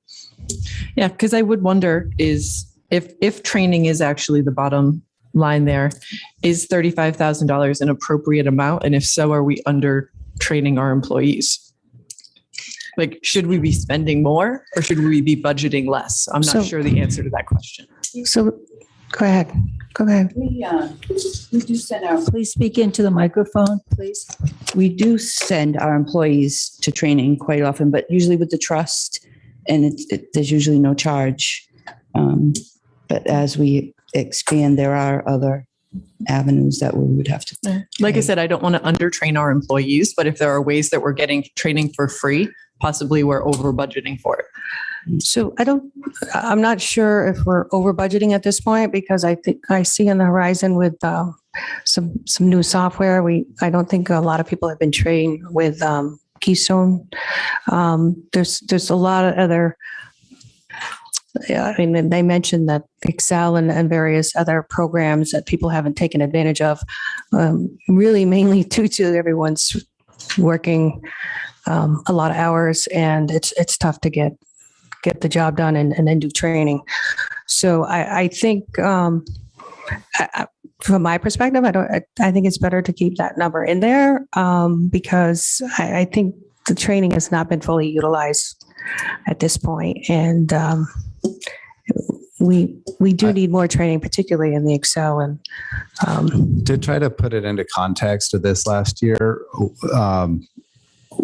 I came in with grand visions of how to improve the morale and the efficiency of the organization and the performance. But as we've gotten into it, we've found so many things that weren't there as part of the foundation, like a personnel policy manual, like employee recognition programs. And so while I've asked Cheryl to do that, she's been really busy. She's working on a wage and compensation scale analysis. She's working on a number of other things that haven't allowed that to develop yet. And so that's work in progress. But I think it is very important that we have it and that we will be needing it more in the future, because we do have a lot of employees that are planning to retire in this year and next year. And as we have that turnover, we're going to have even more people that will need more training. So, and there are some departments have needs for training that haven't been fully exploited because of COVID. And there's a lot of backlog of training that wasn't available the last couple of years that we're now going to get in gear to pursue. So, hopefully by next year's budget, we'll have a more articulated training program, and we can show you the design and the participation rates and what we're accomplishing with it. But we're still under development at this point. Okay. Any other questions by members of the council on human resources? Okay. Thank you very much. What's the next one, Mr. Marchant? I'd like to go to Public Works next, since he always goes last and complains about it the most. Next to the last. Yeah, Lisa handed out new sheets for Public Works. so They're spread out throughout. We'll start in roads and bridges on page, well, right after the orange tab. So the new spreadsheets that are attached, so I sat down with Director McGee, and we had to increase a lot of the fuel budgets. So in order to do that, we eliminated more of his CIP, which will be on the front page of the budget for the second round. And there was some minor changes to a few new hires. So this is Department 830 in the new packet that we received this evening. Is that correct? Yes, ma'am. Okay, excellent. Thank you.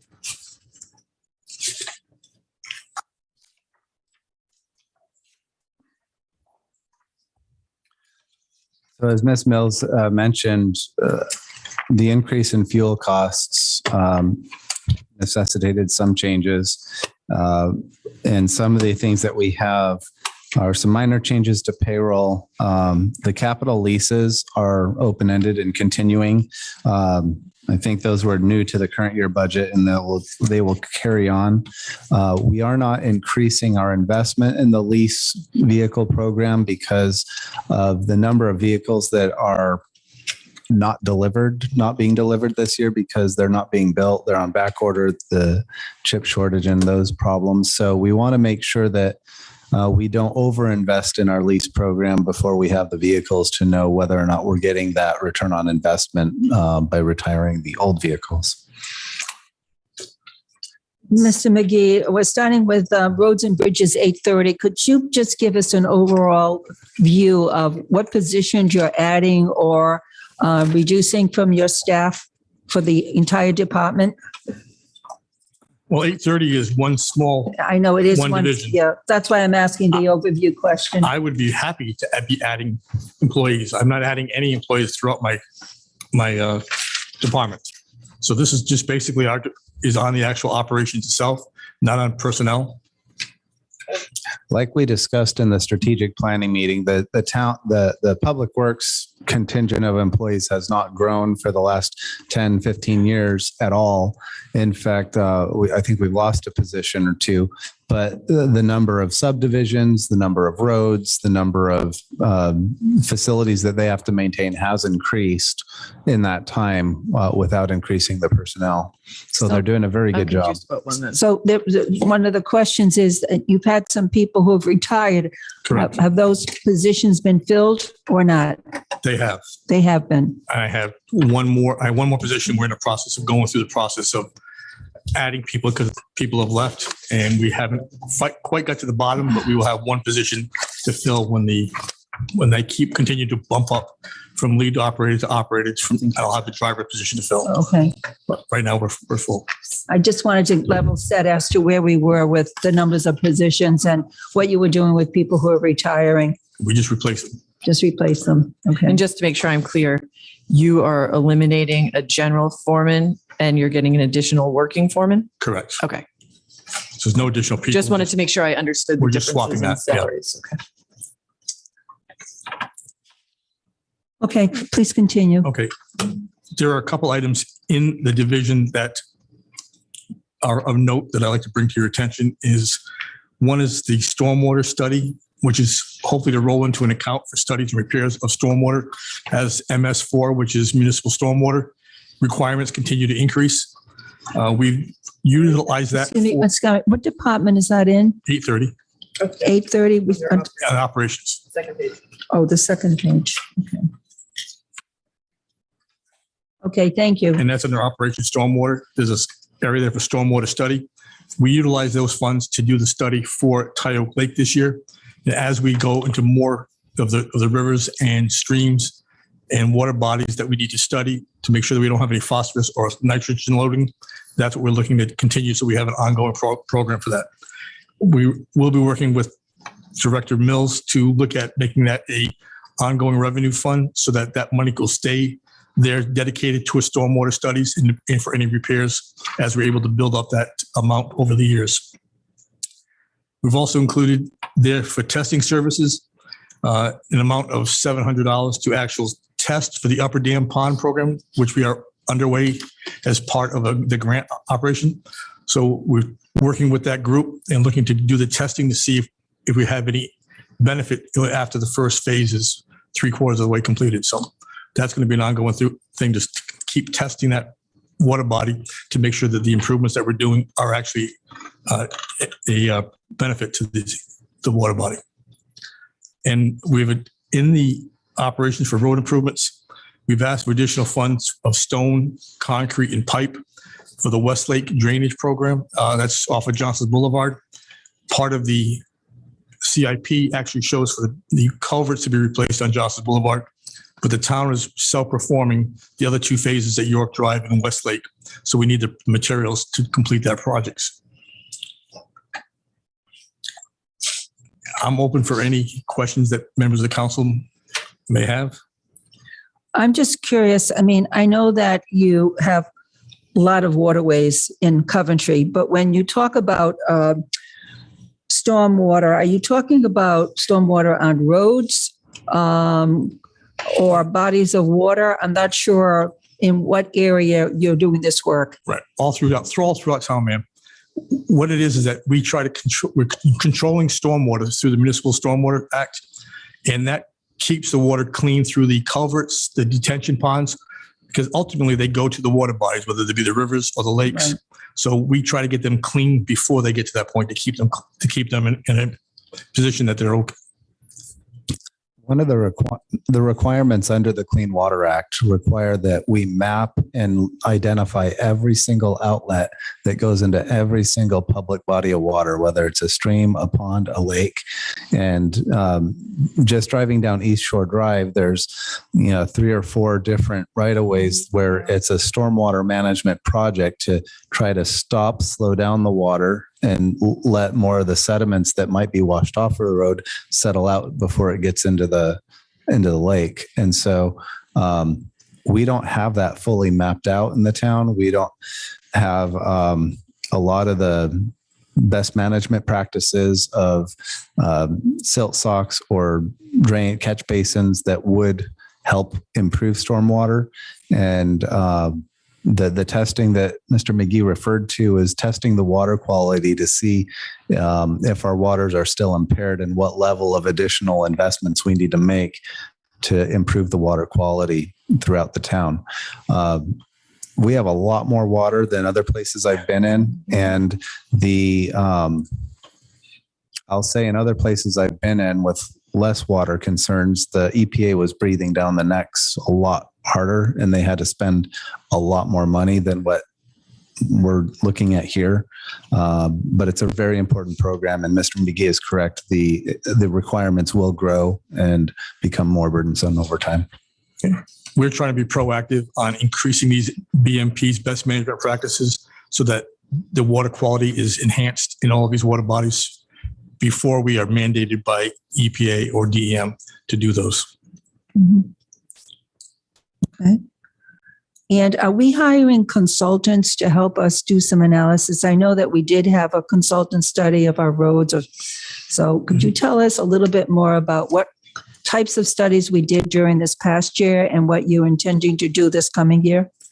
Currently, the study for the Tyoke Lake is underway right now with Fuss and O'Neill. They're doing the investigation, and that comes out of the 810 engineering division. 830, we also did the pavement maintenance and sidewalk maintenance. That was completed. They are working through the training program right now to give us all the information as it applies to the standards. And once that we have that training completed, then we'll make a presentation to the town council so you can see exactly what they found in their evaluation. Approximately when would you like that on an agenda? As soon as I get the training completed. Okay. What do you anticipate? And we're at the whim right now of the company. I would expect by the end of April, first part of May, we'll have that information finalized. Excellent. Thank you.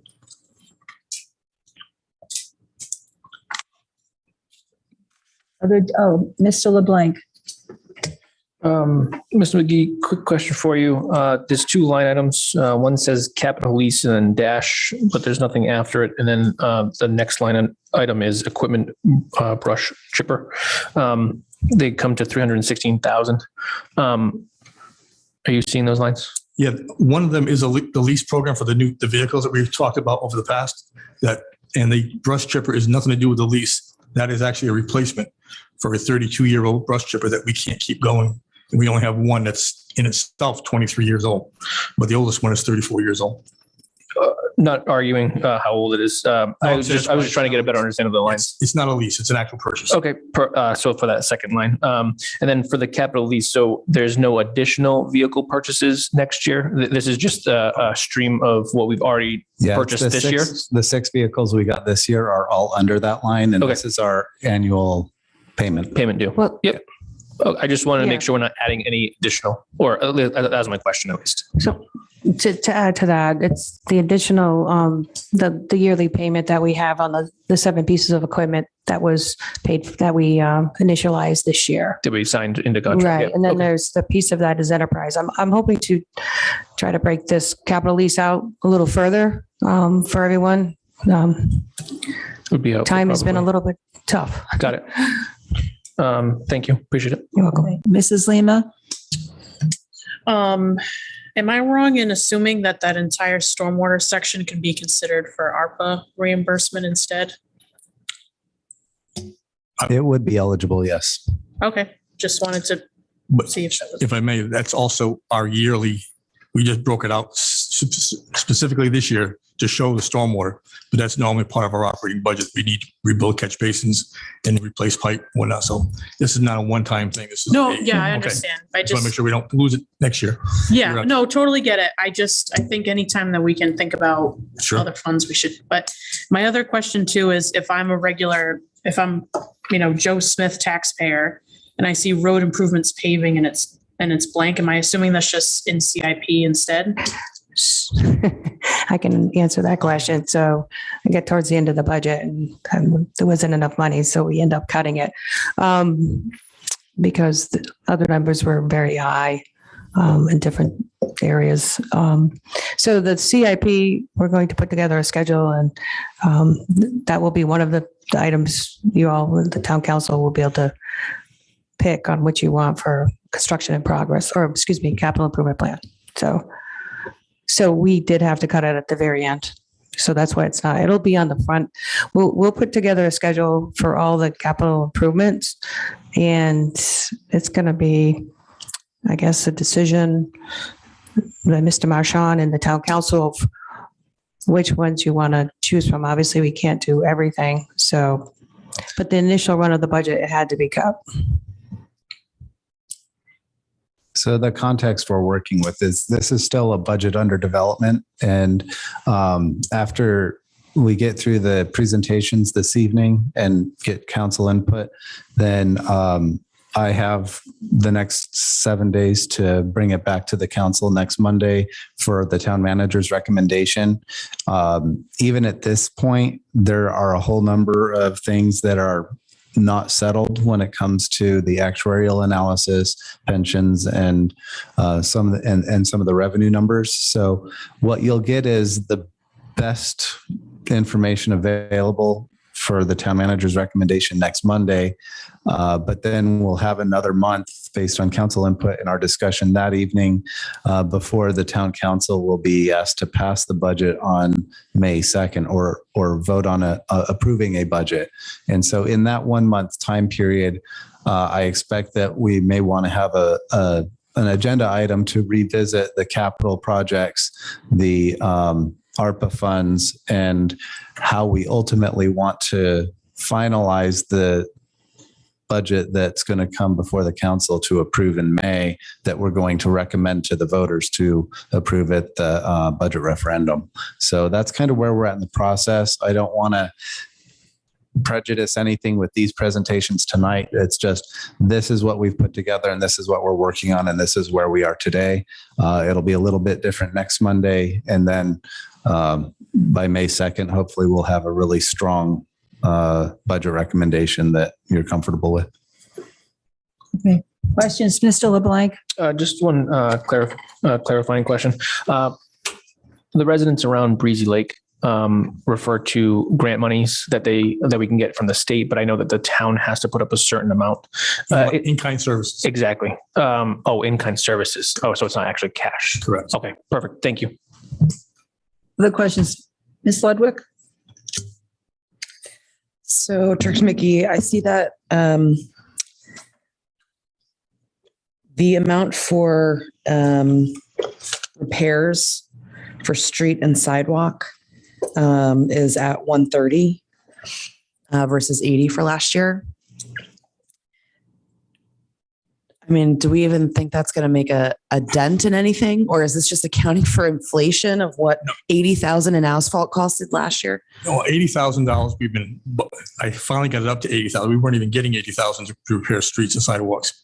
What we did is we took the money that we had for the asphalt study last year in this current budget and added that money to that line item so that we can actually do work on some sidewalks and do some larger areas of paving. We're not going to repave roads with that money, but you'll notice this past winter, roads got torn to hell. Yes. All that ice, freeze and thaw. So there's sections of maybe 20, 30 feet that we have to grind and pave all throughout town.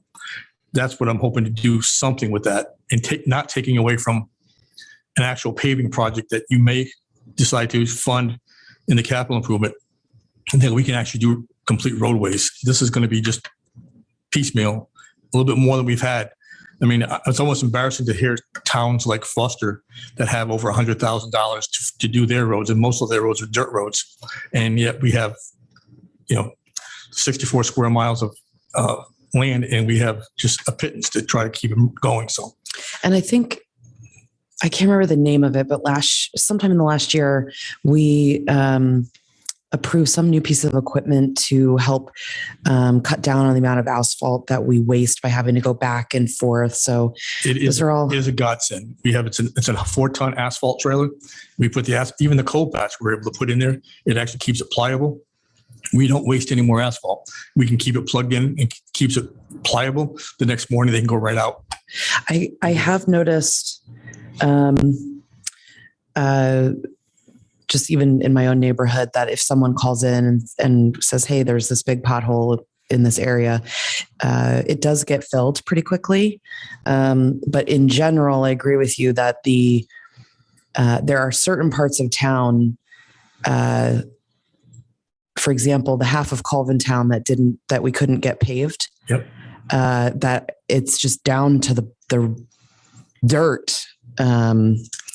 So I am very much looking forward to figuring out something for CIP. Black Rock Road, Reed Avenue, there's roads all throughout town. We've done our own assessments. I'm just using Colvin Town as an example, but I look forward to the results from all the districts.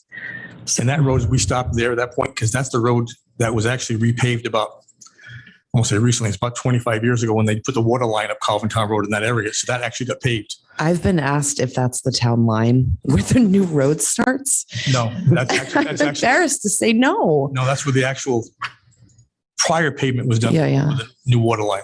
Okay. So, I mean, one thing I will say, Ben, Mr. Marchant, because it sounded like you asked for feedback before, and I just want to put on the record, I will not personally approve any budget that has zero in capital funding this year. Just my personal feeling. Last year, I feel like we were, hopefully on our way out of a pandemic. It was a hard time of year for people economically. We were promised $10 million in ARPA funding. And number one, it's a year later, we haven't even gotten all of it. We have to go through hoops to even figure out how to allot it, which are all maybe the right things to do with this money coming in, but that can't be our capital improvement plan. So personally, I would like to see something for roads in the capital improvement plan. And I know that that's not going to fix everything, that there may be other measures that we need to discuss later in the year, such as a bond. So I don't know, other options, but personally, I would like to see something in capital improvement this year. Thanks. Okay, thank you. Other comments? Mr. McGee, I would just like to make one small comment. We have many hidden treasures in Coventry. We have the bike path and many waterways, and you're doing very important work in filling the potholes. And I received comments that they're taken care of very, very quickly. So people are pleased about that. They want their roads done. They want their water controlled. But one of the things we really haven't ever discussed is how do we make this place look attractive? I mean, there are many small towns where you see plantings, flowers, what have you. And I know that may seem trivial for this particular budget, but we want to bring businesses in. We want this place to be attractive. We want this place to be a place where people want to live, play, go out to restaurants, et cetera. So I would hope that in some way you might be able to consider, at least for next year's budget, some small amount of money that we might be able to use to make the place look attractive, because I think we would get a lot of value from that. You're absolutely right. And as Councilwoman Ludwig mentioned earlier, it's hard for us to go forward with new initiatives when you have zero capital for the last 4 years. The prior council approved a adopt a spot program, and then COVID hit. So it's been on, I've got the file on my desk, and it's something I'd like to bring forward this springtime and bring it back to you folks for ratification of what was already said yes to by the prior council. We're trying to get some of the businesses that are already expressed interest in investing in adopting a spot and making some of the areas look good. Some of the areas are on state right of ways where the main roads are that we don't have allocate, the availability to do that, but on town right of ways we can. So yeah, absolutely. give me the funds. I can do whatever you want. Well, let us know what you need from us to help. I mean, I know the Rotary at 117 has been adopted as a spot and it's very attractive. And I believe that people are much more careful in going around that Rotary than they used to be before it was taken over by a group.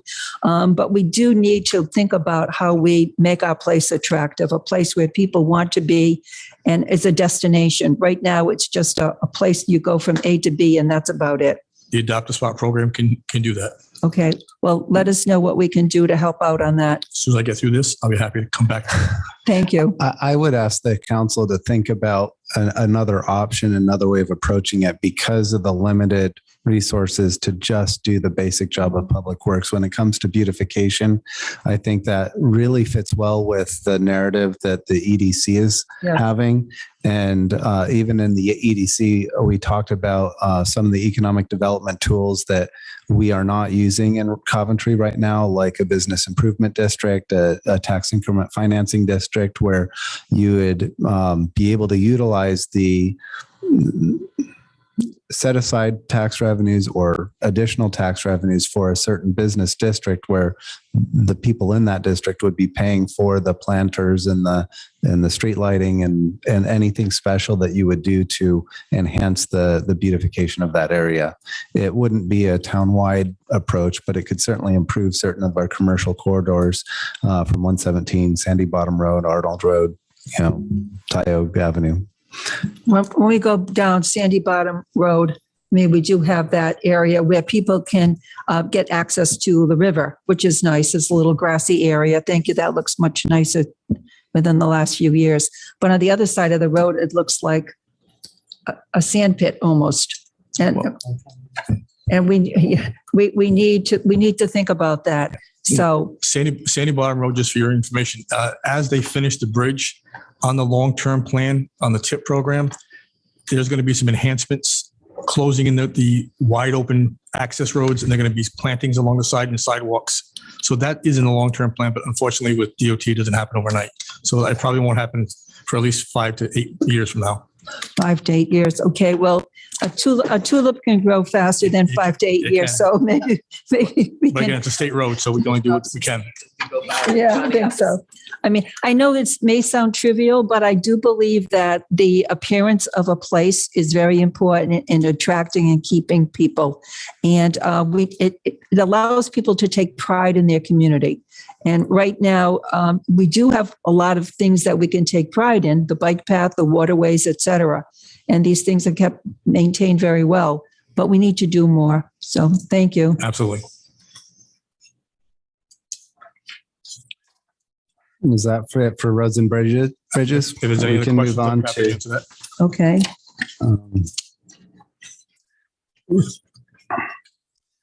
Which department are you going to next? We'll go to snow removal. We'll just go down the line, 840. The next tab. The only comment I would make about snow removal is that we're going to be treating this particular account differently going forward. We're going to make it a dedicated account so that if there are surpluses at the end of the year, it will remain in this for snow removal, because some years are really light and some years are really bad. And that way we don't have to guess in the budget every year. We can just accumulate and then try to level fund that year after year rather than trying to guess and respond to overspending that line item. This year, we normally budget for 12 snow events from December through the middle of March. This year, we had 17. We are over our budget this year on salt by over $45,000. But yet we've used zero amount of money for sand because we did mostly salt because there's a lot of ice storms. So that's why you'll see here a reduction from 40,000 to 5,000 for sand that could be used on the dirt roads. And we've increased the salt line to 175. So we balanced the same amount of money in that, took the same 35,000 and moved it to salt rather than to sand. But like I said, like Mr. Marchand just indicated, last year we had money left over in that account. This year we're over budget and there's nothing we can do about that based upon the year. We've also included this year under equipment snowplow. for replacement snowplow, we had one on one of our older trucks that is beyond repair that we have to replace. But we're also going to add 8 sets of steel lift sleeves for the 5 to 6 cubic yard sanders. Right now, the guys have to get on top of the sanders, put chains on, and the loader picks them up to put them in the back of the trucks. That's a workman's comp nightmare, and we're trying to include that, eliminate that. We have that on 2 of our sanders now, the 10-wheeler and one of the other trucks. It works well. The loader goes in, picks it up, and puts it into the truck. We just received a grant from the Interlocal Trust for $1,000 for 2 sets of those sleeves that we'll be putting on for next year. I'm going to utilize, if approved, the line item for snowplow for 8 additional sets, which will have all of our 5 to 6 cubic yard sanders fitted with these sleeves so that we don't have to have people standing up on top of the sanders trying to get them wired up, ready to go. Mm-hmm.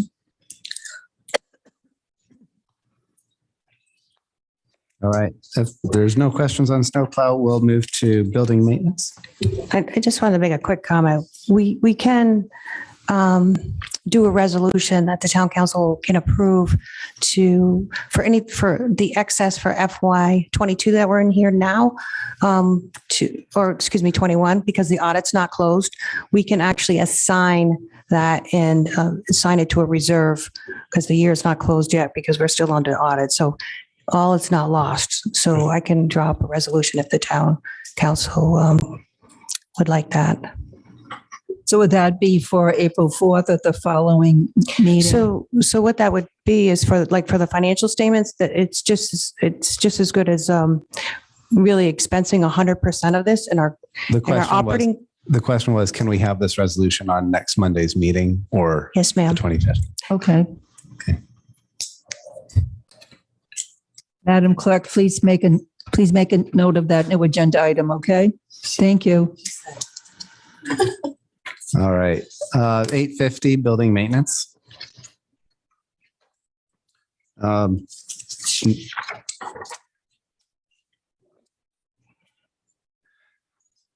change to the personnel, but under operations and supplies,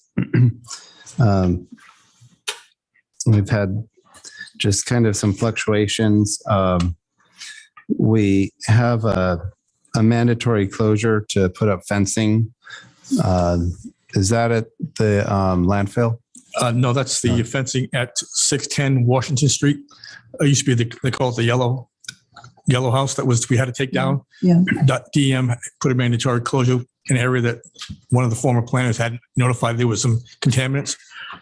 We met with DM out there rather than having us dig everything out and put it back. They agreed to allow it to stay natural, that we've had it regrow and just fence it.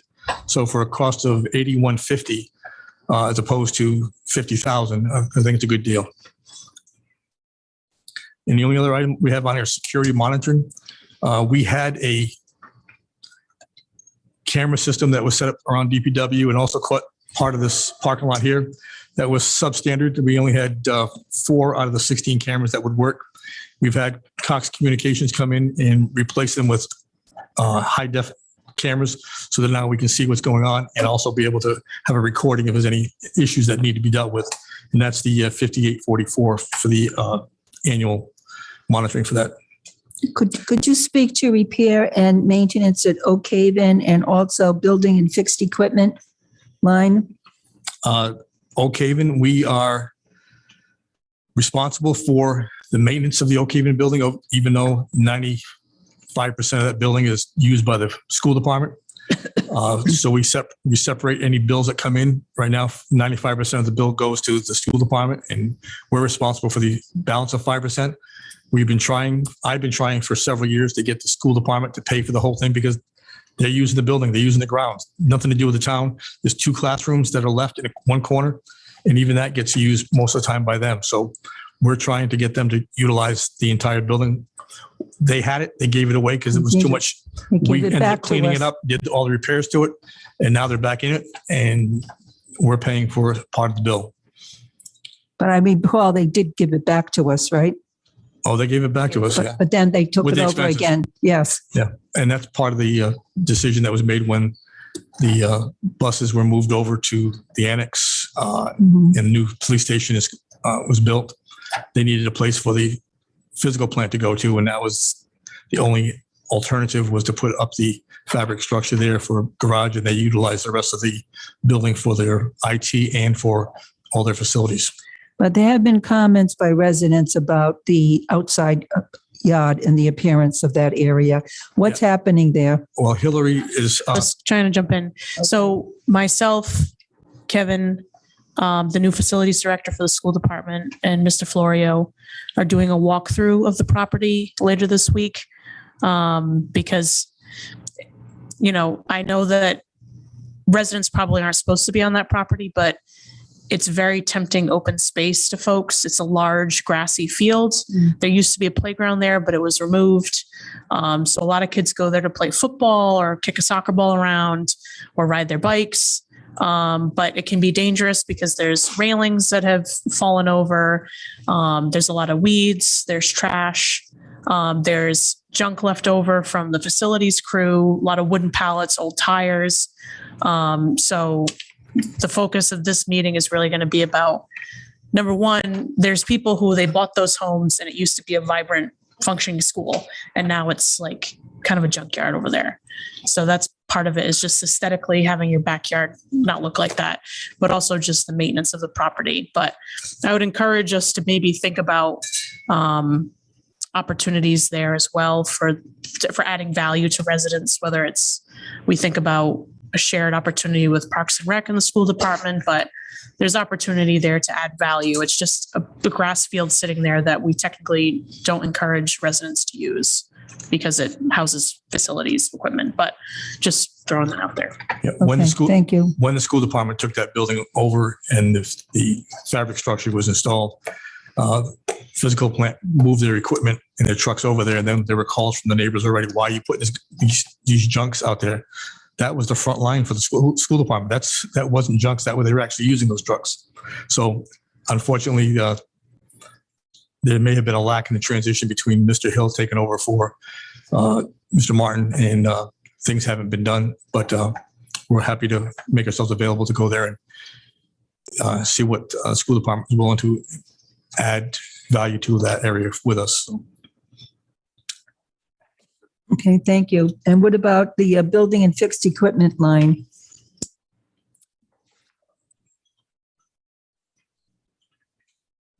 I think it's building, yeah.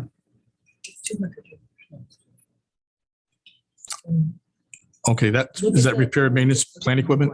Not the old one. Look at what she gave us. Yeah, because I think line. Is it possible that lines didn't match up in the first rendition of this that you gave us? Yes, it did. Yeah, that's why you're President Dixon, I have a couple questions, if you don't mind. Yeah, certainly. Mr. LeBlanc? When I'm looking at budget last year to actual this year, a couple of lines jump out. The first one is the former police station. It says we budgeted for the current budget, $16,330. We did the same thing for this upcoming budget, but yet there's no actuals. Is that line necessary? No, that's actually because the expenses just got added. We just had to replace the boiler system in that building. And it's like over $10,000. Got it. So it just hasn't. This is only through December, which is correct. It okay. hasn't made that right now. That line we've spent $43.92 before we actually get to the boiler replacement. Got it. So you're going to be at Matt. You're going to probably be ready to budget. Perfect. Yes. Just wanted to ask because it didn't look like it was necessary. Oak Haven repairs line that President Dixon called out. This shows $8,000, but we only use $158. Again, let me get that number for you. And then if you look at actual for FY21, we only use 2,300. So I mean, it's not. They're taking over more and more of the buildings, so their percentage is becoming more and more. My fear there, just as of this past Friday, 3/25, that line was $1,501 that we've already allocated to that line. If the school department doesn't pay something or doesn't do something, we're on the hook. I got we're responsible for it. So I would rather not need it. Yep. No, I mean, I was just looking at the $158 and the $2,300 from the year before. $1,500. But, and then my last question would be water service. We had $11,375, but if you look at actuals, it's only $1,000. Okay. It's unfortunate that, we go back to 12/31, but a lot of the expenses come up later on throughout the year. So let me just get that. Sure. Line, tell you what we are currently. Ms. Mills, because while you're looking, because that same thing has occurred to me on multiple things, I don't want to just make assumptions, but is it safe to assume that if you've budgeted the same amount or more this year, then we have in fact used the budget from last year? We didn't use it by December, which we have on, because I was thinking the same thing on a lot of things as you are. We're going to see that especially. Well, you saw that on the HR budget because a lot of our workers' comp bills don't come until the end of the spring. And so the whole year all of a sudden gets up to budget at the end of the year. And is it fair to say, Mr. McGee, that most of this DPW stuff could be seasonal? It is seasonal. Right now, this is building maintenance though. So I feel like building maintenance. Well, we use some things like water service, for example. Service right now we're at $4,426 as of 3/25. We've used 38.9% of our budget. This time of year, we should be around 73.08%. So we are under budget in that line item. But a lot of times the quarterly fire hydrant expenses come up. It's not a monthly thing. We're going to get the quarterly bill while we're just completing the third quarter. So we'll expect the third quarter bill to come fairly soon. So we've still got 2 more quarters of water usage for the fire hydrants. Okay. So that's I mean, when I'm at least doing the budgets that I'm responsible, I like to see actuals and compare that. I don't like to just look at budget last year, budget this year, and make a decision. That's why actuals is extremely important. So I appreciate it. Thanks. Thank you. Yes, Mrs. Lima. So I'm noticing collectively we're spending almost $20,000 on the line agriculture and horticultural services between roads and bridges, building and maintenance, and parks and rec, but we're only using maybe like less than half of that. And it seems like regularly over the course of the last 3 fiscal years. I know it sounds like chump change, but I mean, it's a lot of money to budget and then barely use any of it. So I don't know if it's parks and rec that's primarily responsible for that. I'm assuming it's just beautification, planting flowers, mulch, or whatever, but. Right. They have a larger budget that they allocate for agriculture products than we do. But for the town buildings, we have mulch and we have a spot grass seeding. And the same thing we do our snow plow repair. We do that. Go out and if we chewed up somebody's driveway because of a storm, we had a lot of those when we had the 22-inch storm. So we've got to go back and repair those. So it's a lot of grass seed if we've taken up some shrubs. So it's better. Like in this line, it's for $850. It's $1,500 that we've allocated for that. And unfortunately, if you go back 2 to 3 years, you're going to have some skewed numbers in there because when we had COVID, we were only working half crews. We were doing bare maintenance, bare minimum to keep everything moving. So you're not getting true numbers going back those from 2020 to 2021. So. Okay.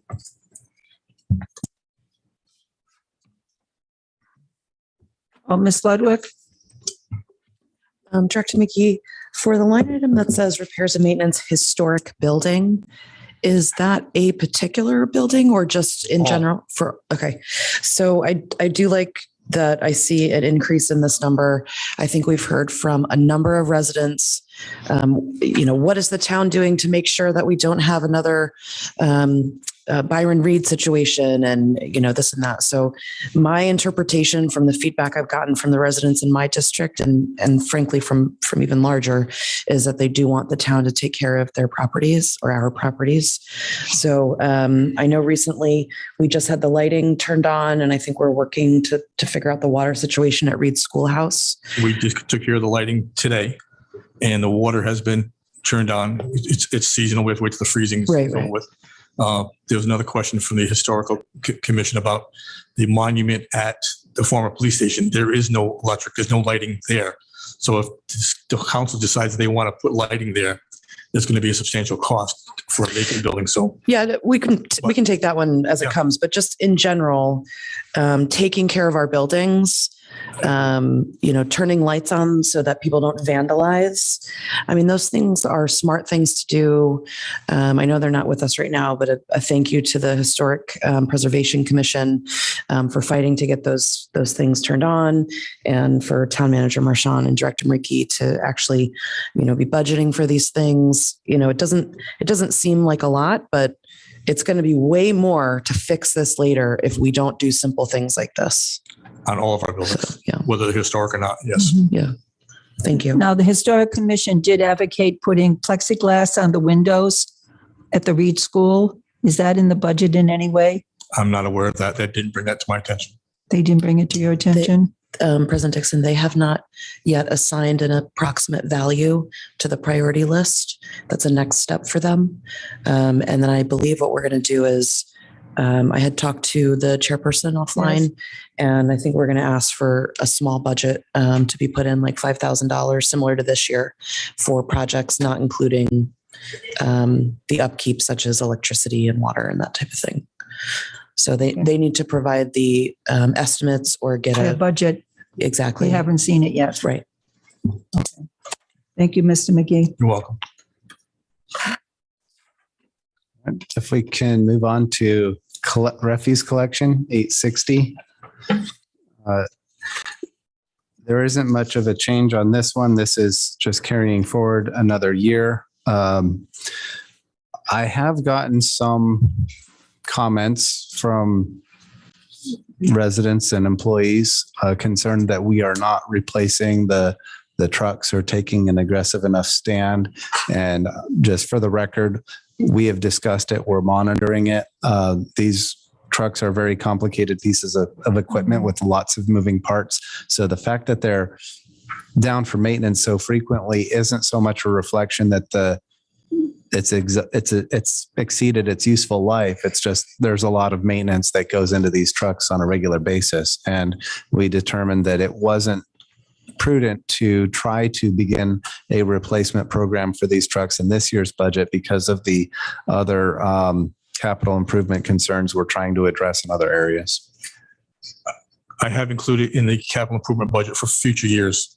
And I'll be coming forward to the council in the very near future when I get all the numbers together about making some modifications to our program. Resource Recovery is now expanding the landfill.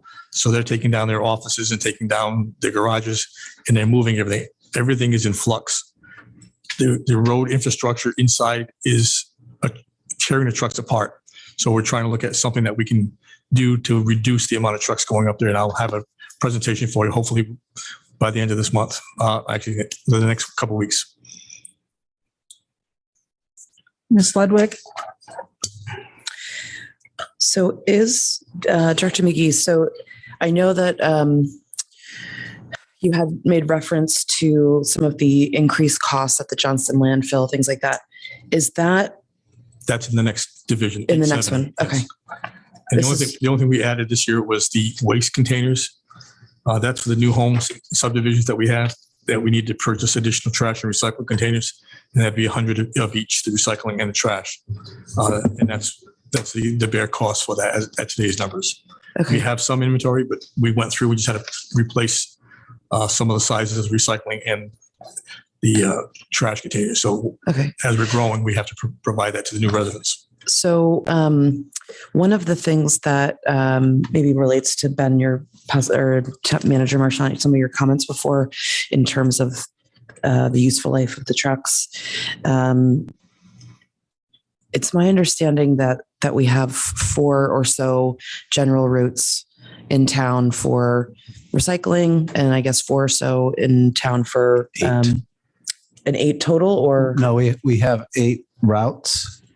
We have 9 trucks. So we have 1 surplus truck and 8 routes. And when the trucks go down for repair, then we're doubling up routes with a single truck. And it's caused a lot of headaches this winter. And today we got 3 trucks down today. So we're running 3 and 3.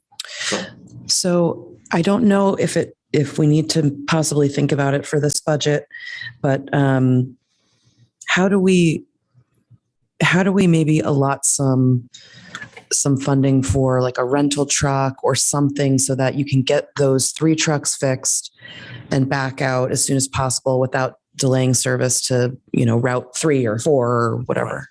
That's something that we can discuss when we come up to 880, which is actually the mechanic vehicle maintenance. And that's how we had a discussion to be able to do that. We have some floors that are worn out, but we can't take the trucks down when we have so many trucks that are down. I need to have a truck dedicated that's newer that I can take 1 truck down at a time, replace the floors, and it may only be for a month or 2, but we need to be able to find some way of allocating funds for that. if we want these trucks to continue to run. And like I said, we've got one is down with a major problem with an engine, and it has some body work that needs to be done. I'm waiting for another piece that's out of commission now because the door has to be replaced, and it's back ordered. So that truck is now down. I guess if I had to, I haven't asked the residents in my district this, but if I had to make a personal choice, if I wanted to delay my recycling pickup for a week versus have glass all over my road for pets to walk in, for me, to have pop tires at some point or whatever, my personal choice would be to delay the recycling for an extra week. I don't have the feedback from my residents, but I'm just saying personally, I would choose to wait a week on recycling rather than every week, maybe 2 weeks or something. If we need to explore some type of option like that, I'm willing to go out to residents and ask the question, because it just feels like sometimes we're damned if we do and damned if we don't. We don't send the recycling out, then everybody's all upset. Then you do send the recycling out, and there's glass all over the street. So if I have to pick the lesser of the evils, I'd rather fix the truck. Yeah, it's a short-term window to get those trucks repaired. But I just need the trucks to be able to put them in place of. Yeah, exactly. So if we have to make a call like that, I think we can probably reach out to our residents and say, what's the lesser of the evils for you? Or do you know that you can drop off your recycling at the transfer station or something like that? As opposed to then you're going to get 50 phone calls from people along the street that are unhappy that there's glass everywhere.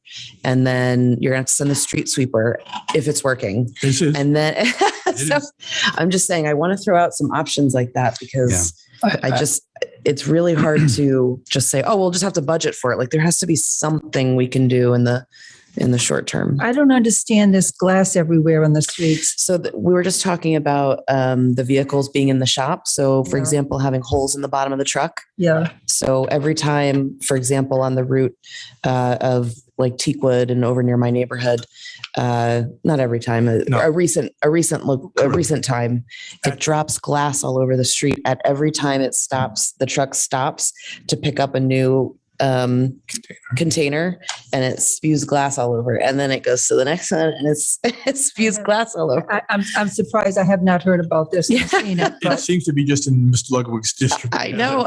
I get the phone calls too, and I know that you get the phone calls, and I'm sure you're getting the phone calls. So, and again, I don't know that it's just flowing out, but we are getting some areas that we're having glass falling out. Okay. When we get the reports, then we send a sweeper out to take care of it. Again, we're still trying to get those trucks up. If I get 9 trucks up, then I can take one and put up. But for some reason this year, we just can't seem to get 9 trucks working at the same time. Flowing was a strong word, but I was sent a YouTube video where it is I saw it. Lightly sprinkling all over at every stop. So whatever words we want to use, if there's something that we can do and get feedback for you, if you have to make a call like that, I'm willing to go out to residents and say, what do you want to do here while they get this truck fixed? I would have a discussion with Mr. Marchant, yourself, and any other council member. I just don't want to confuse people that once we change, it's going to take weeks to get people to change, saying that we're going to go into an alternate week collection. I know that there's no easy answer. I get it. Back again. So I get it. So if there's an opportunity for a solution like that, let us know. If you think it's going to be too confusing, that's fine. I'm just happy to get them out to be recycled. Am I telling you that? Mr. LeBlanc? Kind of going along Member Ludwig's comments. I did get a couple emails on the delayed recycling. Just to confirm, if you aren't going to go down, or your department isn't going to go down several streets for a couple days for recycling because it got delayed, how is that communication going out right now? Is it just social media? Unfortunately, when something doesn't happen, it's because we've got 2 new drivers that didn't know their route totally, and forgot them. And they went back the following day and when we get notified by either mail or by email or whatever. Yep. We send the truck out and remind them. The foreman goes out and verifies it. And then, because sometimes people say, well, you missed my recycling or my trash, right. But yet we have cameras in the truck that show that when they went by, there was no trash out. And as soon as the trucks go by, all of a sudden they put them out, expect us to go back. Understood. So we have the capability now with the 5 cameras on every truck to be able to identify whether they're putting things into the the recycling that causes the rejected loads, or they didn't have it out in time. So Got it. they have a button they can push when they go by it, and it's a normal person that you say normal. It's a regular customer that has repeat problems with putting their trash out on time. So Understood. Okay. but they had last week when I was on vacation, they did miss a couple of roads in your district. Yeah. Card, I believe, in phones, but they went back the following day and got them taken care of. Perfect. Thank you. Thank you. Are there any other questions? So were the majority of Mrs. Lima? misses because of just new drivers and learning the route, or is it Correct. because they're not putting the bins out in time? Combination, but this one here was this incident Mr. LeBlanc was indicating was because the drivers got confused and overlapped, and both of them did the same road when two roads didn't get done at all. So And just so people know, I think you've posted this before, it has to be out by 7 a.m. 7 a.m. Yes. Okay. Okay, Mr. McGee, continue. All right, we'll move on to the refuse disposal, 870. And we do know that the rates have gone up. Correct. Resource recovery's contract for this coming year for all municipalities, the disposal rates have risen from $47 per ton to $54 per ton.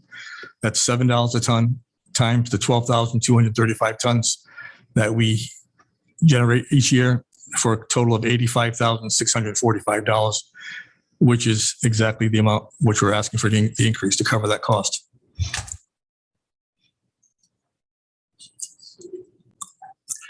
And if we weren't recycling correctly, that tonnage, which before we had the recycling program, the recycling coordinator, we were going over by 400 or 500 tons per year.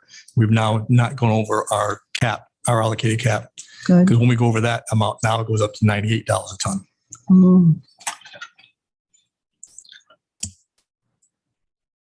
President Dixon, Mrs. Lima? can you clarify the Hometown America line for me? Hometown America is the mobile home park off of Reservoir Road, Hometown okay. America. And they dispose of their trash under our cap, and then they reimburse the town. Okay. We bill them on a quarterly basis. And that was done 10, 15 years ago, an agreement that was done then. So Okay. All right, ready to All right, move on? 880, vehicle maintenance.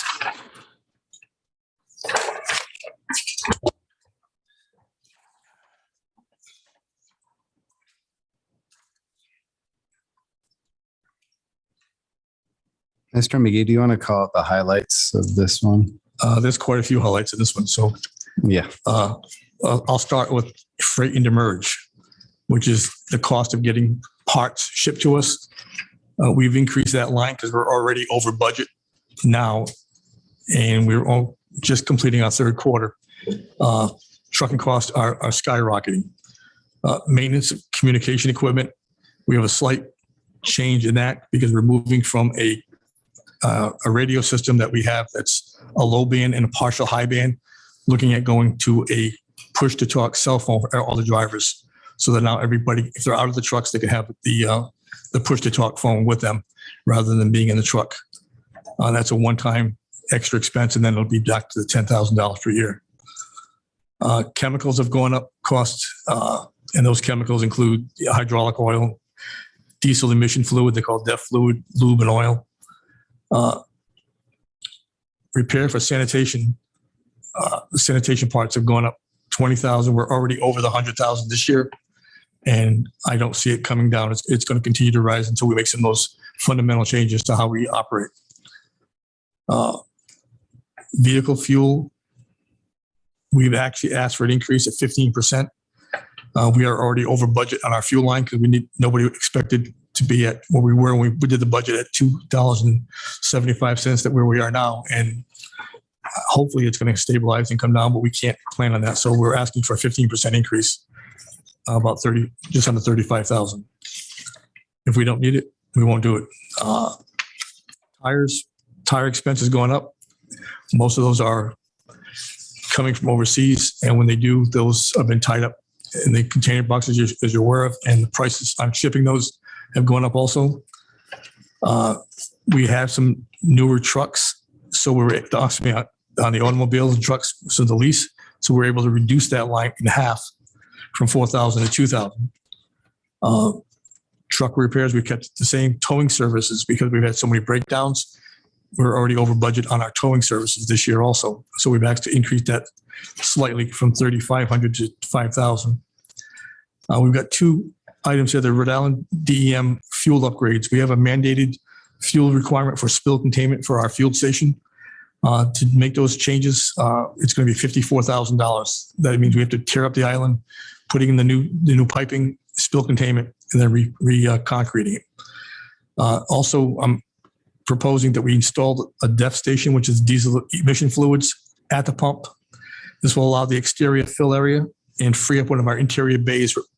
Currently, we have a 275-gallon tote that they have to fill up with a bucket into the trucks. Every day they have to put that into all the dump trucks and the sanitation trucks. It ties up one of the bays so that they have to get access towards the end of the day. We're also paying a higher rate per gallon because we're buying in these small 275-gallon totes. The larger 1,000 gallons will allow us to purchase it at a lower rate than the smaller 275. And that'll be, while we're doing the program here with the upgrades to the fuel island, we can install the DEF station at the same time. And that's on here for $26,400.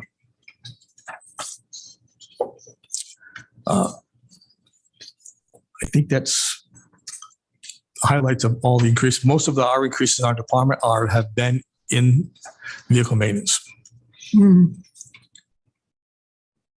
If you have any questions, I'll be happy to try to answer your questions.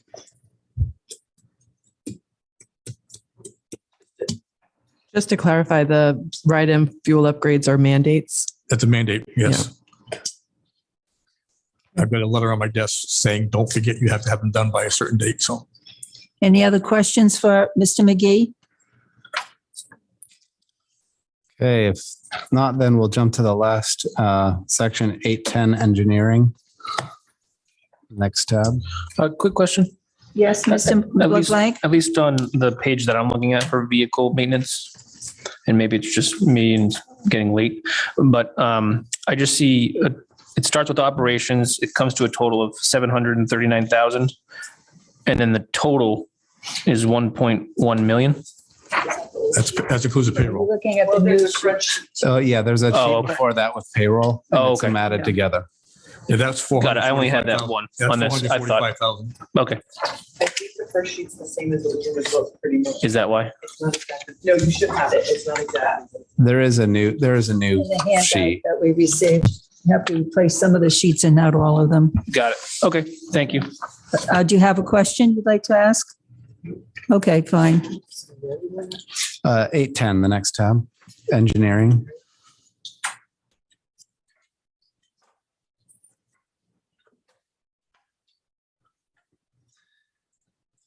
And this one is one that we're still working on. This came up in the performance audit. The town council's already given approval to direct hire a full-time engineer. We had one candidate who backed out and withdrew.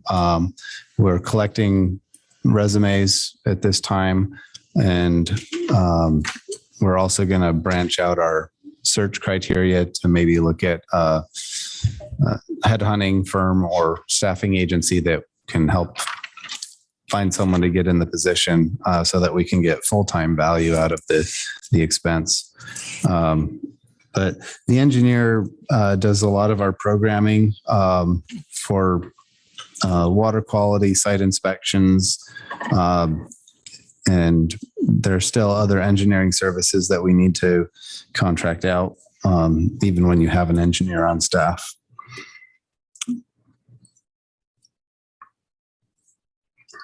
Any questions about category 810? Mrs. Shockley? Just to test my recollection, part of what we're reducing in these professional services are being replaced by having a full-time salaried position. Yes. So even though you see the $120,000 salary, there's also a reduction of $104,000. Yes. Yeah. Ms. Ludwig? I think that's a good call out, Counselor. When we put the highlights of, whatever makes it out there, I think this is an interesting one because I think what people in the public may not be able to see by looking at this page is what we get for the 104 or 20 hours a 105 week. Yep. versus what we're going to get by doing the 120. So we're looking to spend a little bit more, and we're going to get a whole lot more. Yes. So I think this is a smart move. So we need to figure out how to, once we see everything that goes into the budget, we need to make sure we call out things like this. Yes. Mr. LeBlanc? The sewer maintenance line, 13,000 for actuals, but there's nothing budgeted in the current budget, at least on the page I'm looking at. On 810? Yeah. It says sewer maintenance, and then in the actual column, it lists 13 grand. That's because we're going to move that to the sewer fund rather than paying it out of the general fund. Okay. Are we doing that for all budgets? All things sewer should be going to the sewer fund instead of the general fund. Okay, because there's a couple of those line items, I think, in other departments too, like Park and Rec's had sewer. When it comes to the sewer consumption charge, they do budget their sewer payments out of their general fund. Oh, got it. Okay, this is a little different than I guess what you're saying. Yeah. What you're seeing here is that some of those replacement frames and covers that were broken came out of that. They put this line item this current year. And also in 850, there was a sewer maintenance, and that is for the maintenance of, we have pump stations in Public Works, this building, and two at the annex. We have an annual maintenance that we have for that. It's like $750 per tank. So that's an annual maintenance for those. That's why that's a sewer maintenance. That doesn't come out of the sewer fund. Okay. That's for the actual buildings. Appreciate it. Thanks. Okay. All right. This is your last chance to ask Mr. McGee anything. Otherwise, I'm cutting him loose. Mr. McGee? I think we're all Put a set. pin in that. All right. Thank you. Thank you. Have a good day. Who's next? Chief. The chief. Thank you for waiting so long. You learned more about Public Works than you ever knew because you never had to wait through that before. Oh, I wouldn't say that. He's been here before. He knows this routine. Ms. Mills, there are no additional sheets for public safety, right? Right. Everything's in the book? Okay. Yes.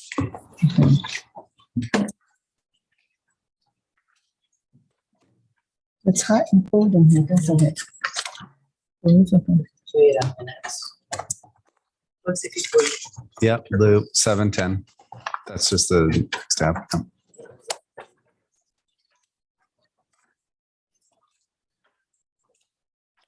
So I've got to say overall, police has had probably the most stable budget from year to year.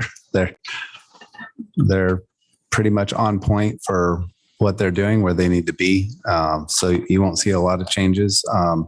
There are some things that fluctuate in payroll salary. We've been losing officers, and we've been spending a lot on the academies and training and recruiting and losing and trying to go through that process over and over again. So those dynamics are reflected from the personnel expenditure side, but from the operations side, it's pretty stable, and they're doing a really good job with their budget.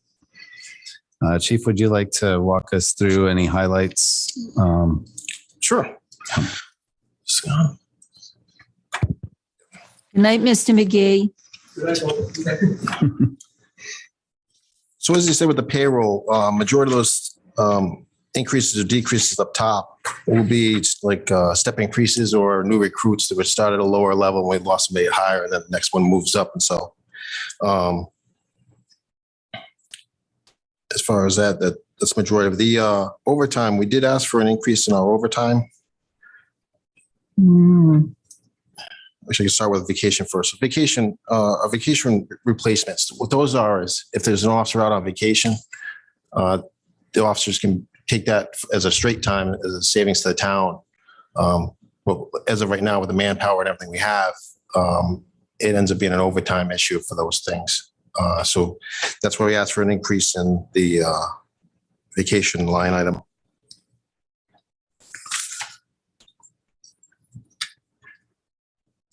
The overtime line item, we asked for 150,000, an increase in the overtime. So with that, we've been really short on people. So because we're running at basically below minimum, anytime anyone takes any vacation, they go to training, or anything else, it is an overtime issue that we constantly get hit with. We're projecting right now for this budget year, if things stayed as they are, we've about 274,000 over budget on the overtime. The offset to that will be for our staffing for vacancies. We'll offset some of that. So we think we'll be within budget on that whole lines when the payroll completely works out at the end. But as of right now, we're looking at issues with the overtime levels. So what I've actually had to do is I haven't been able to fill some vacancies. So like we had a night shift detectives we haven't been able to fill, an SRO position we haven't been able to fill because of these issues with the overtime going so high. So we're hoping with the recruitment process we're doing, we'll have more officers to offset that. We just ran a process. We had 57 officers apply to us. At the end of that first two testing phases of the written and the agility, we're down to 24 officers. We'll be having the oral interviews coming up next. We'll see what we come with out of that.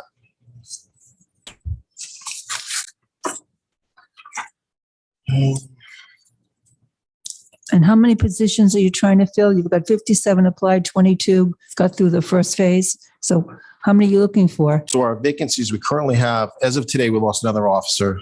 That brings us to 4 vacancies. 4 vacancies. Okay. Within this last year, we lost 6 officers. So it takes the turnaround time for an officer is about a year to get them through the academy, get them out of the FTO process and out on their own. So it's about a year, unless we can get a lateral, which would streamline that and make it faster.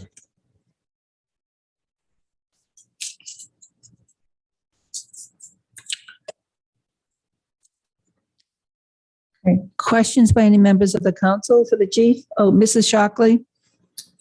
Yeah, I just wanted to be clear. I understand what you're saying, that, overtime is basically in lieu of having an officer hired. So sometimes money will come out of one category because it's in that overtime. Are you allocating in the budget for every officer being hired plus this overtime just in case? Or I just want to know how the budget is broken out with that. So we're budgeted for 57 officers. Because we have the vacancies, we don't actually have those officers. So those line items where their payroll will be coming out of, we don't actually use on that aspect of it. So it's right now, it just gets hit to the overtime, which runs high, but we actually have the money and payroll to offset it. Okay, then I think what you're saying is, yes, I'm allocating for every job. Yes. But it might come out of the overtime budget because the person isn't filling that job. Yes. Okay.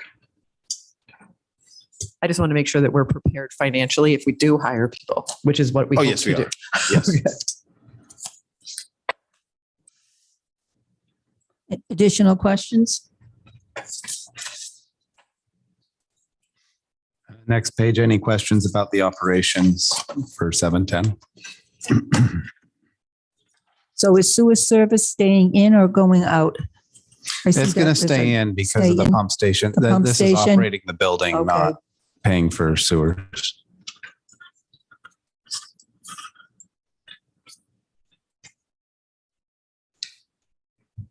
Why was it so much more expensive this year to do the sewer service? Did we put in any new? I believe it's just where the assessment came out on that. It's a lot more. What's that? We don't know about it until we have to do that. But we're expecting it to be high again next year. And Just use what we had last year. We might use the same. It could be even higher. We don't get that Just- until. right, I'm just wondering why your sewer bill would go up by like $2,000 in a year. Yeah, I'm looking at that trend. It was 300. When I think of my 300, utilities, 2,000. usually they don't And fluctuate. I don't know what's going on there. Probably when the bill kicked in, right? Because it's a new building. Right. New building. Okay, yeah, that makes sense. Mhm. Okay, I can get behind that. That makes This sense. is an unreasonable amount. I understand what you're saying, the difference. Yeah. Oh, okay. Yeah, that makes sense. I want to check back the Right. No, that makes sense. If the newness of the building, I hadn't factored that in. Chief, could you comment about the use of electric heat in that building? Because I know that was a controversial issue. So how are we doing? Are people freezing in that building because we're turning down the heat, or how are things going? Things are going fine. The electric bill is actually paid by the town. It's not in this budget here. So I'm not sure what the amount is. Mr. Marchand, Ms. Mills, how are we doing with that, controlling that cost? Well, it's going into the finance budget. All electricity, we move that into the finance. Okay, so we'll talk to you about that when we get to your budget. Yes, ma'am. Thank you. President Nixon. Mrs. Lima. What are the things looking like for the body cams this year? Because it's a big chunk of money to float when we didn't do anything with it last year. So as it stands right now, I haven't heard anything back on the draft policy. They've gone back for revisions and review. So everything seems to be on hold right now until we find out more about that. Okay, and that's at the state level that we're waiting on that. It's in the committee that's overseeing it and come up with the pricing and stuff like that at the state. It's the state level, yeah. Okay.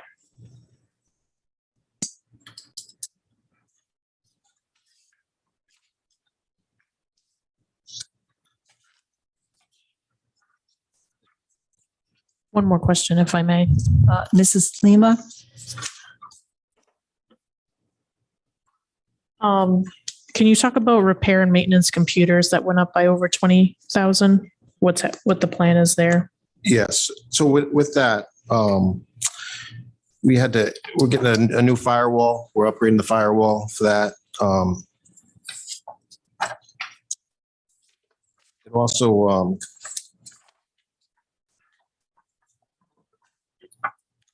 we have some detective investigative equipment. It's gonna be like pole cameras, GPS units.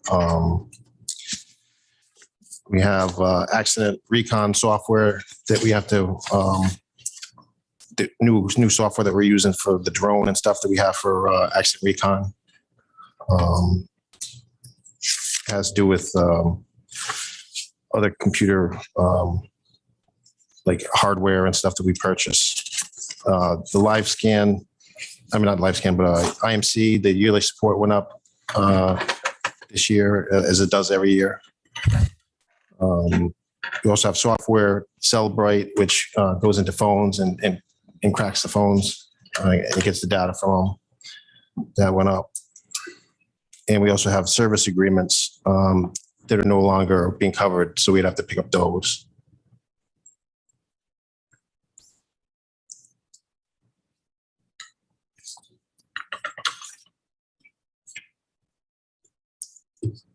Other questions? All set. All right, go to police, civil, non-dispatch. 7-Eleven.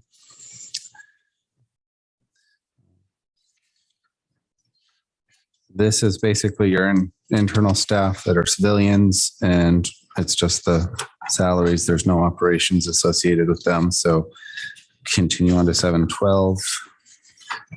This is our dispatch operation. Again, it's personnel driven. No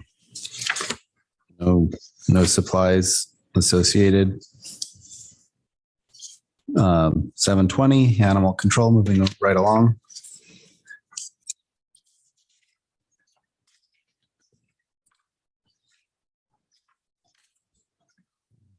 Again, they're maintaining the same that they've had.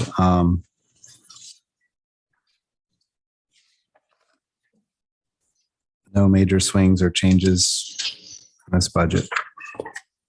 You do have overtime for animal control. Could you talk a little bit about that? Sure. The increase in the overtime for that is due to the fact that they're maxed out right now in their comp time. So anything they take now will be at overtime. So basically, it's an increase in overtime. Normally, they would take comp time a lot of times and it lowers that amount. So Could you explain that a little bit better? I didn't quite follow that. So the animal control officer is part of Council 94. Oh, okay. And they get the 10 hours a week of COVID comp time under the contract. right. And so when they hit the 240 hours and they're maxed out, they want to earn the overtime in lieu of the comp time. And that we're just having that challenge with full balances across the board. Okay, thank you. Mrs. Shockley? Yeah, can I just ask on anyone who's part of the 457 plan, if there's no line item there, does that mean they're not putting away for retirement? That would be from the most cases that they're under the defined benefit plan. Okay, so they're on a different plan and you just Yes. happen to, okay. I just wanted to make sure that this wasn't their current source of retirement and they're not paying into it at all, because I see this as a huge HR issue. Yeah. Okay, great.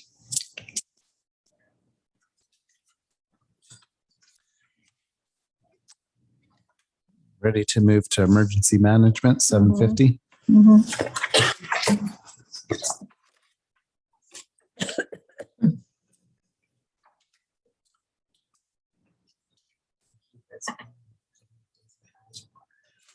Well, first it's cold, then it's hot. Okay. This Now- budget makes no sense to me. Did we, are we This is a eliminating this? Part-time. So I'm sorry, just your question again? Are we? I just said this budget makes no sense to me. We have a director who makes $27,000. Is this a part-time she's- job? Yes.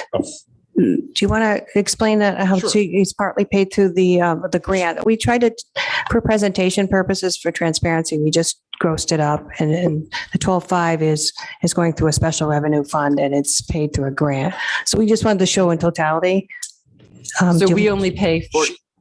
She's Still a little part-time. confused. Right. Okay. She's part-time. She's, she only gets paid for the hours she works. Part of it is through, we pay, and then the other part is through the REMA grant, like she talked about. So it's a 50-50. Okay.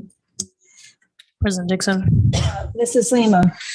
Similar question to like the body cam piece. So we budgeted over 25K last year for that comm equipment line, but it doesn't look like we ever used it and we're asking it again. So just curious what happened there. So with that amount of money, that goes into a portion of it goes into our radio maintenance fund.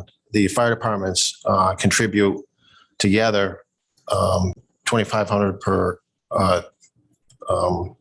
district, and we match that into this fund. So what happens is if there's an issue with radio systems, we have a fund there that like an emergency fund system that we can fix equipment and things like that.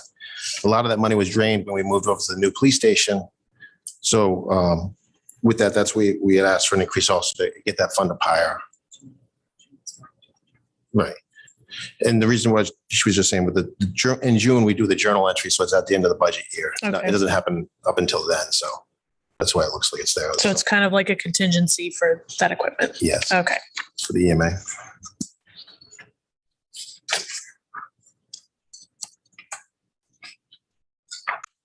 Okay, you ready to move on? Crossing guards, Crossing guards? 790. Oh, Mrs. Lima, I'm sorry, Miss Ludwig. So Are we on the This is- previous category? yeah, well, you know, Which it's not, one? it's about the pages, not about one particular page, but EMA? I think in all the pages that we've gone over, the last few pages we've gone over, except for this emergency management page, all of them are over the 4% increase. And I know that this makes up a big chunk of our town side budget. So I'm just kind of calling out an obvious thing, because we have a 4% cap in general that we can't go over without going to legislature to ask for these funds. So is this kind of being considered? I would say that the 4% isn't comparable because the percentages on smaller numbers and bigger numbers aren't going to be the same proportionate case. So when we wrap the whole budget together, we're well under 4%.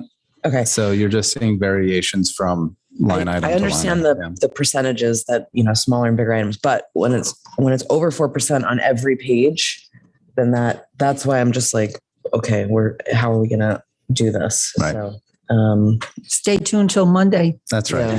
Yeah. Okay. Thank you.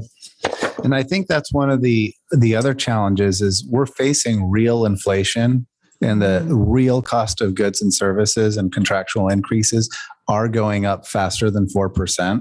And this is why my opinion of the funding structure for government in Rhode Island is dysfunctional, because it's an arbitrary 4%. Who said that costs will never exceed 4% and that taxpayers should never have to pay more than 4% if something in reality changes? So not that I'm against keeping taxes down and doing government as efficiently as possible, but there is some arbitrariness to the number, and that is a challenge that as we put these budgets together, we have to make hard decisions. We have to cut back on capital. We have to find funds somewhere where some costs are more discretionary than other costs. It takes people to run government, and it takes bodies to provide the services. And so without providing the services, we can't cut bodies and pave more roads. And we get into that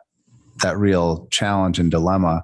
What I hope to be able to do when we present a final budget, that we can show the public how their government, is paid for, how all these dynamics interplay, and what the limitations are for what they're getting for their tax dollars, and how maybe over the years the buying power of each tax dollar has been diminished and stretched because every new subdivision, a developer came in and said, isn't it so great that I'm building all these $750,000 homes?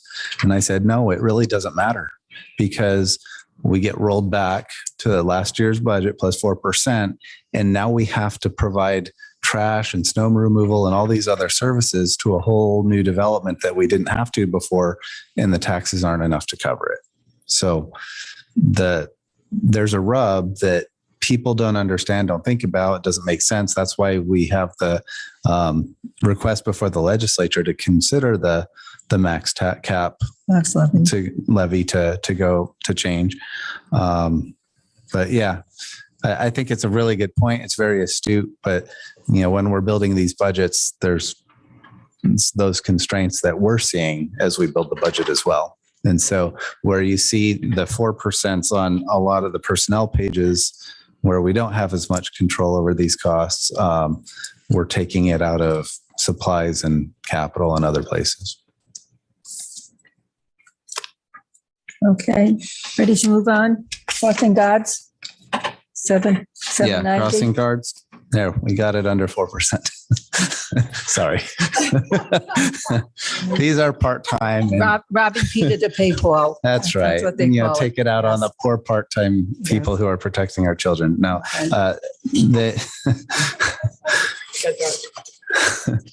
it's getting late. I'm sorry.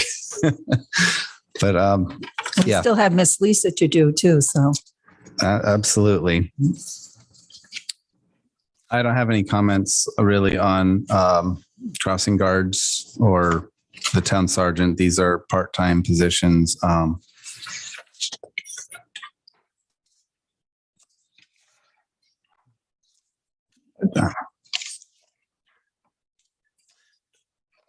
$799 fire dispatch.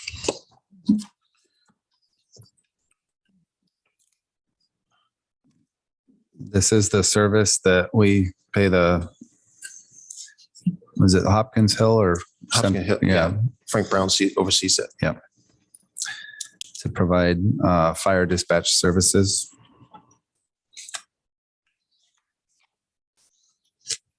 Very high level. Even though we don't have fire departments in our town budget, this is in our town budget because There is an agreement in the backup right after these two pages that the town signed with Hopkins Hill Fire Department. And when was that signed? And Where is this in the back? sorry, right after those two pages, there's a paper. Well, I have a. Oh, you don't have that. This is We don't this is have my it. backup. It's posted on the finance website. This contract. October 26, 2020, approved by the town council. So if you can recall when we did last year's budget, I found this buried in professional services in the general fund department, which we no longer have a general fund department or a general department. So we broke this out for transparency purposes and discovered the contract. And I believe, I don't know if you recall, but I think it was a surprise to a lot of people that we were paying that. So it is under contract until 25-26. We have it posted to the finance department website. Great. Thank you. You're welcome. Any other questions for Chief Heiss? Otherwise, he's done, and we can thank Thank you, him Chief. and Therese very for much. their Thank you very much. time. Thank you. 24 that asks the.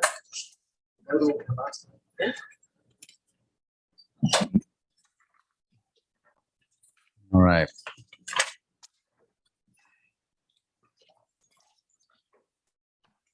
On to finance. Last but not least.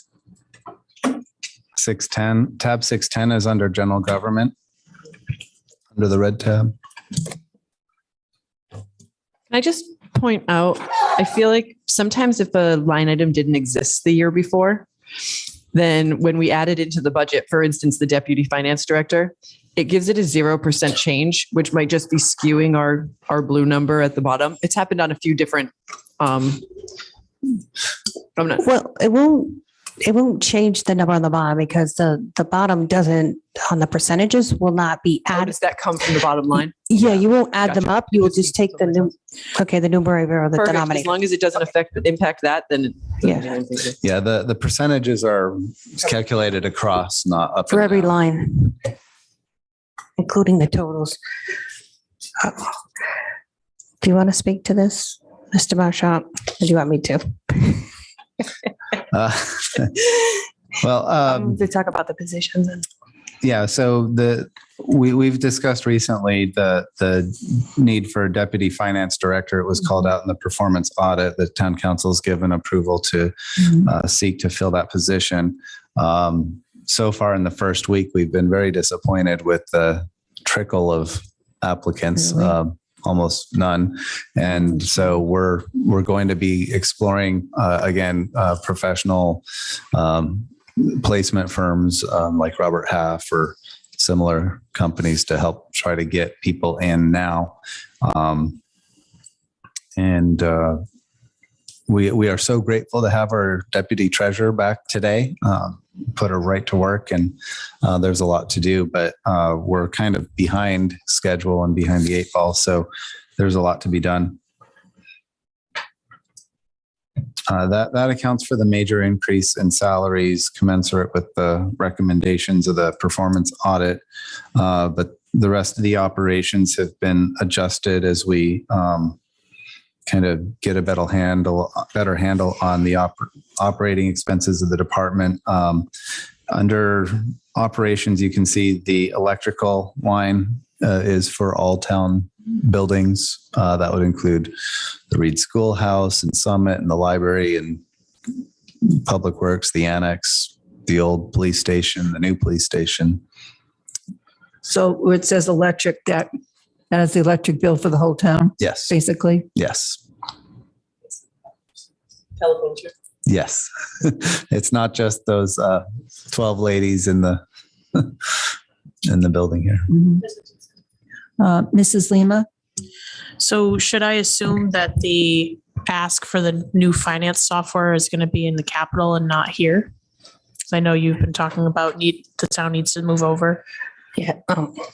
Yes. I mean, we're hoping to compile that CIP list, whether to use it for the budget or ARPA funds. That'll be a decision to be made. I think you've heard from both the school and the town side that we definitely need a new financial software. So yes, it's not in this budget. It's not in this budget, right? Yes, ma'am. In It other is words, not. the replacement for Keystone is not here this year.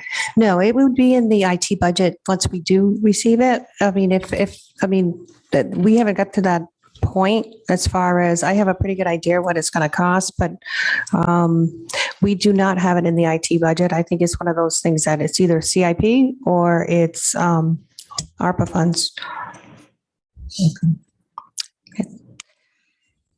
President Dixon, quick question. Mr. LeBlanc. Insurance general and liability. Are we sure the 550 is going to cover our policies? So right now we're in the process of renewal. They're due next week. We have the workers' comp renewal done, and most likely it's going to be level or lower because we found some savings. And also with the general property, I level funded it here because with the project that we're working on for the audit, as far as inventorying fixed assets, we focused on $8 million worth of vehicles, and we're finding stuff that we're going to take off. And also there's some adjustments on the financial statements as well. So I expect it to go at least level funded or lower. But that's a guess at this point. I'll know by next Friday for sure.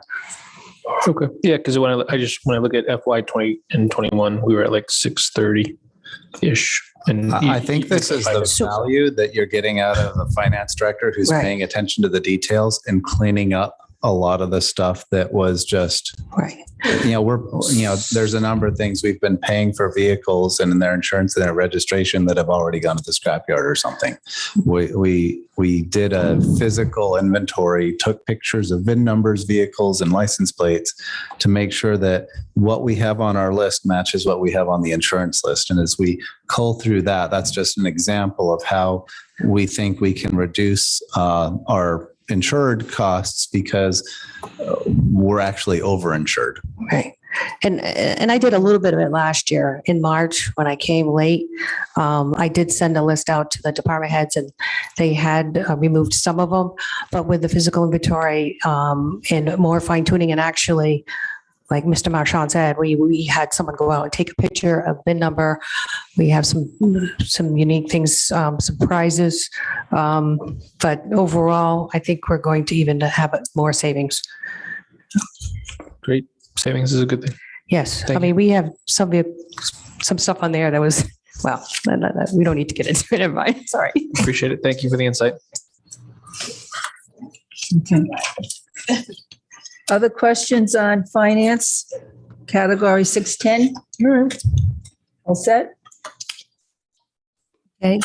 Was there anything else, Director Mills, that you wanted to bring up in finance?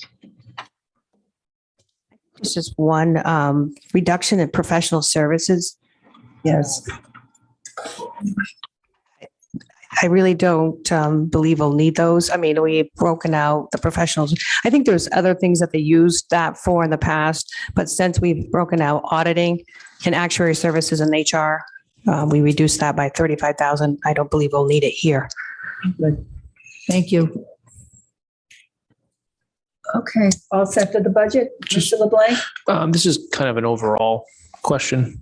Have we done like a vacancy analysis, like for all departments? And the only reason why I asked, like, for example, for the police, he had said that, he's budgeting max capacity for all employees on his budget, but there's like 4 positions that are open, but that doesn't mean that those 4 positions that are open are going to actually start on, let's say, July 1st.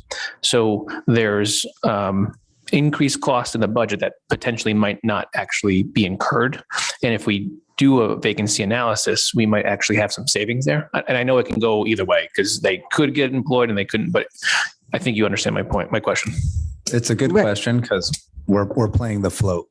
we're playing the float every year of trying to juggle between the vacancies and the overtime and the recruitment costs and the training costs and everything. And it's a moving target. And so each department has approached that from their experience and what they think they can do. But that is an area that I would like to have some analysis done either by HR or maybe the ATM or myself, depending on how we sort out the responsibilities. I think it would be worthwhile, only because I understand you were playing the float, but we also on overtime we increased by like 150,000. So we're kind of double dipping a little bit. Just throwing it out there. So I think the police is a very unique situation. They have a lot of turnover. And I believe the chief stated that the people that are not getting those positions, we're not filling those positions, they may go through the academy or start. We had, just because I review payroll, we had a couple recruits that were only on the payroll for 4 weeks and they're gone. So I think he's kind of stated that he's using a lot. That's why there's overtime. So the net might be overall and is on the salary line might be break even. But that might even be questionable because usually overtime is obviously a lot higher rate. So that's something. And I'm not picking on the police budget per se. I'm just saying overall, I just think it might be worthy to do a vacancy analysis on all departments. That's all. You just kind of show the historic vacancies and what potentially it would be very worthwhile. Thanks. Okay, thank you. Do we have time to talk about revenues or shall we do that next week? It's not on the agenda. No, Okay. it's not on the agenda. We will cover revenues as I do my town manager's recommendation on Monday. Revenues will go quick because they're pretty straightforward, but and we're still collecting data on that we don't have for tonight.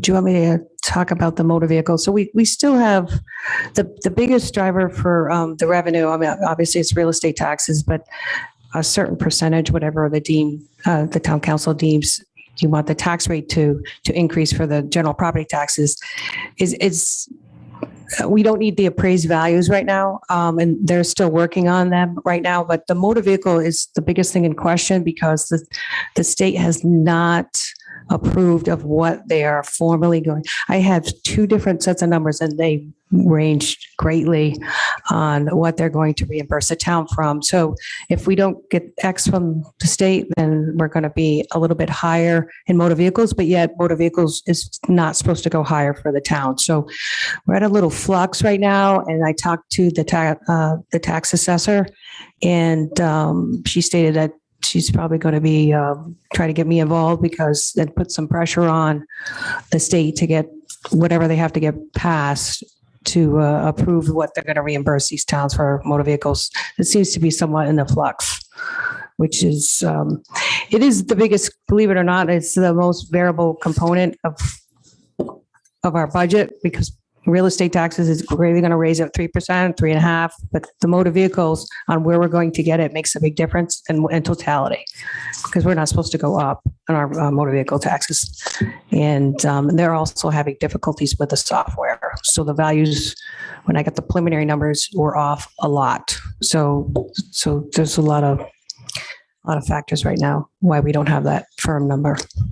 Okay, thank you very much. We'll stay tuned for more information next week. Okay, moving on to Agenda K, public comment. Please raise your hand, be recognized, and come to the podium and state your name and address if you'd like to speak. Okay, if you're on Zoom, please raise your hand in the chat and the IT administrator will let you in the meeting. I see no one in the audience and no one on chat. So let us move to, may I have a motion to adjourn this meeting at 10:06? So moved. Thank you. May I have a second? I'll second. Thank you. Roll call. Mrs. Shockley? Yes. Mrs. Lima? Yes. Ms. Ludwig? Yes. Mr. LeBlanc? Yes. Mrs. Dixon? Yes. 5 yeas, no nays. The motion passes. The motion is adjourned at 10:06.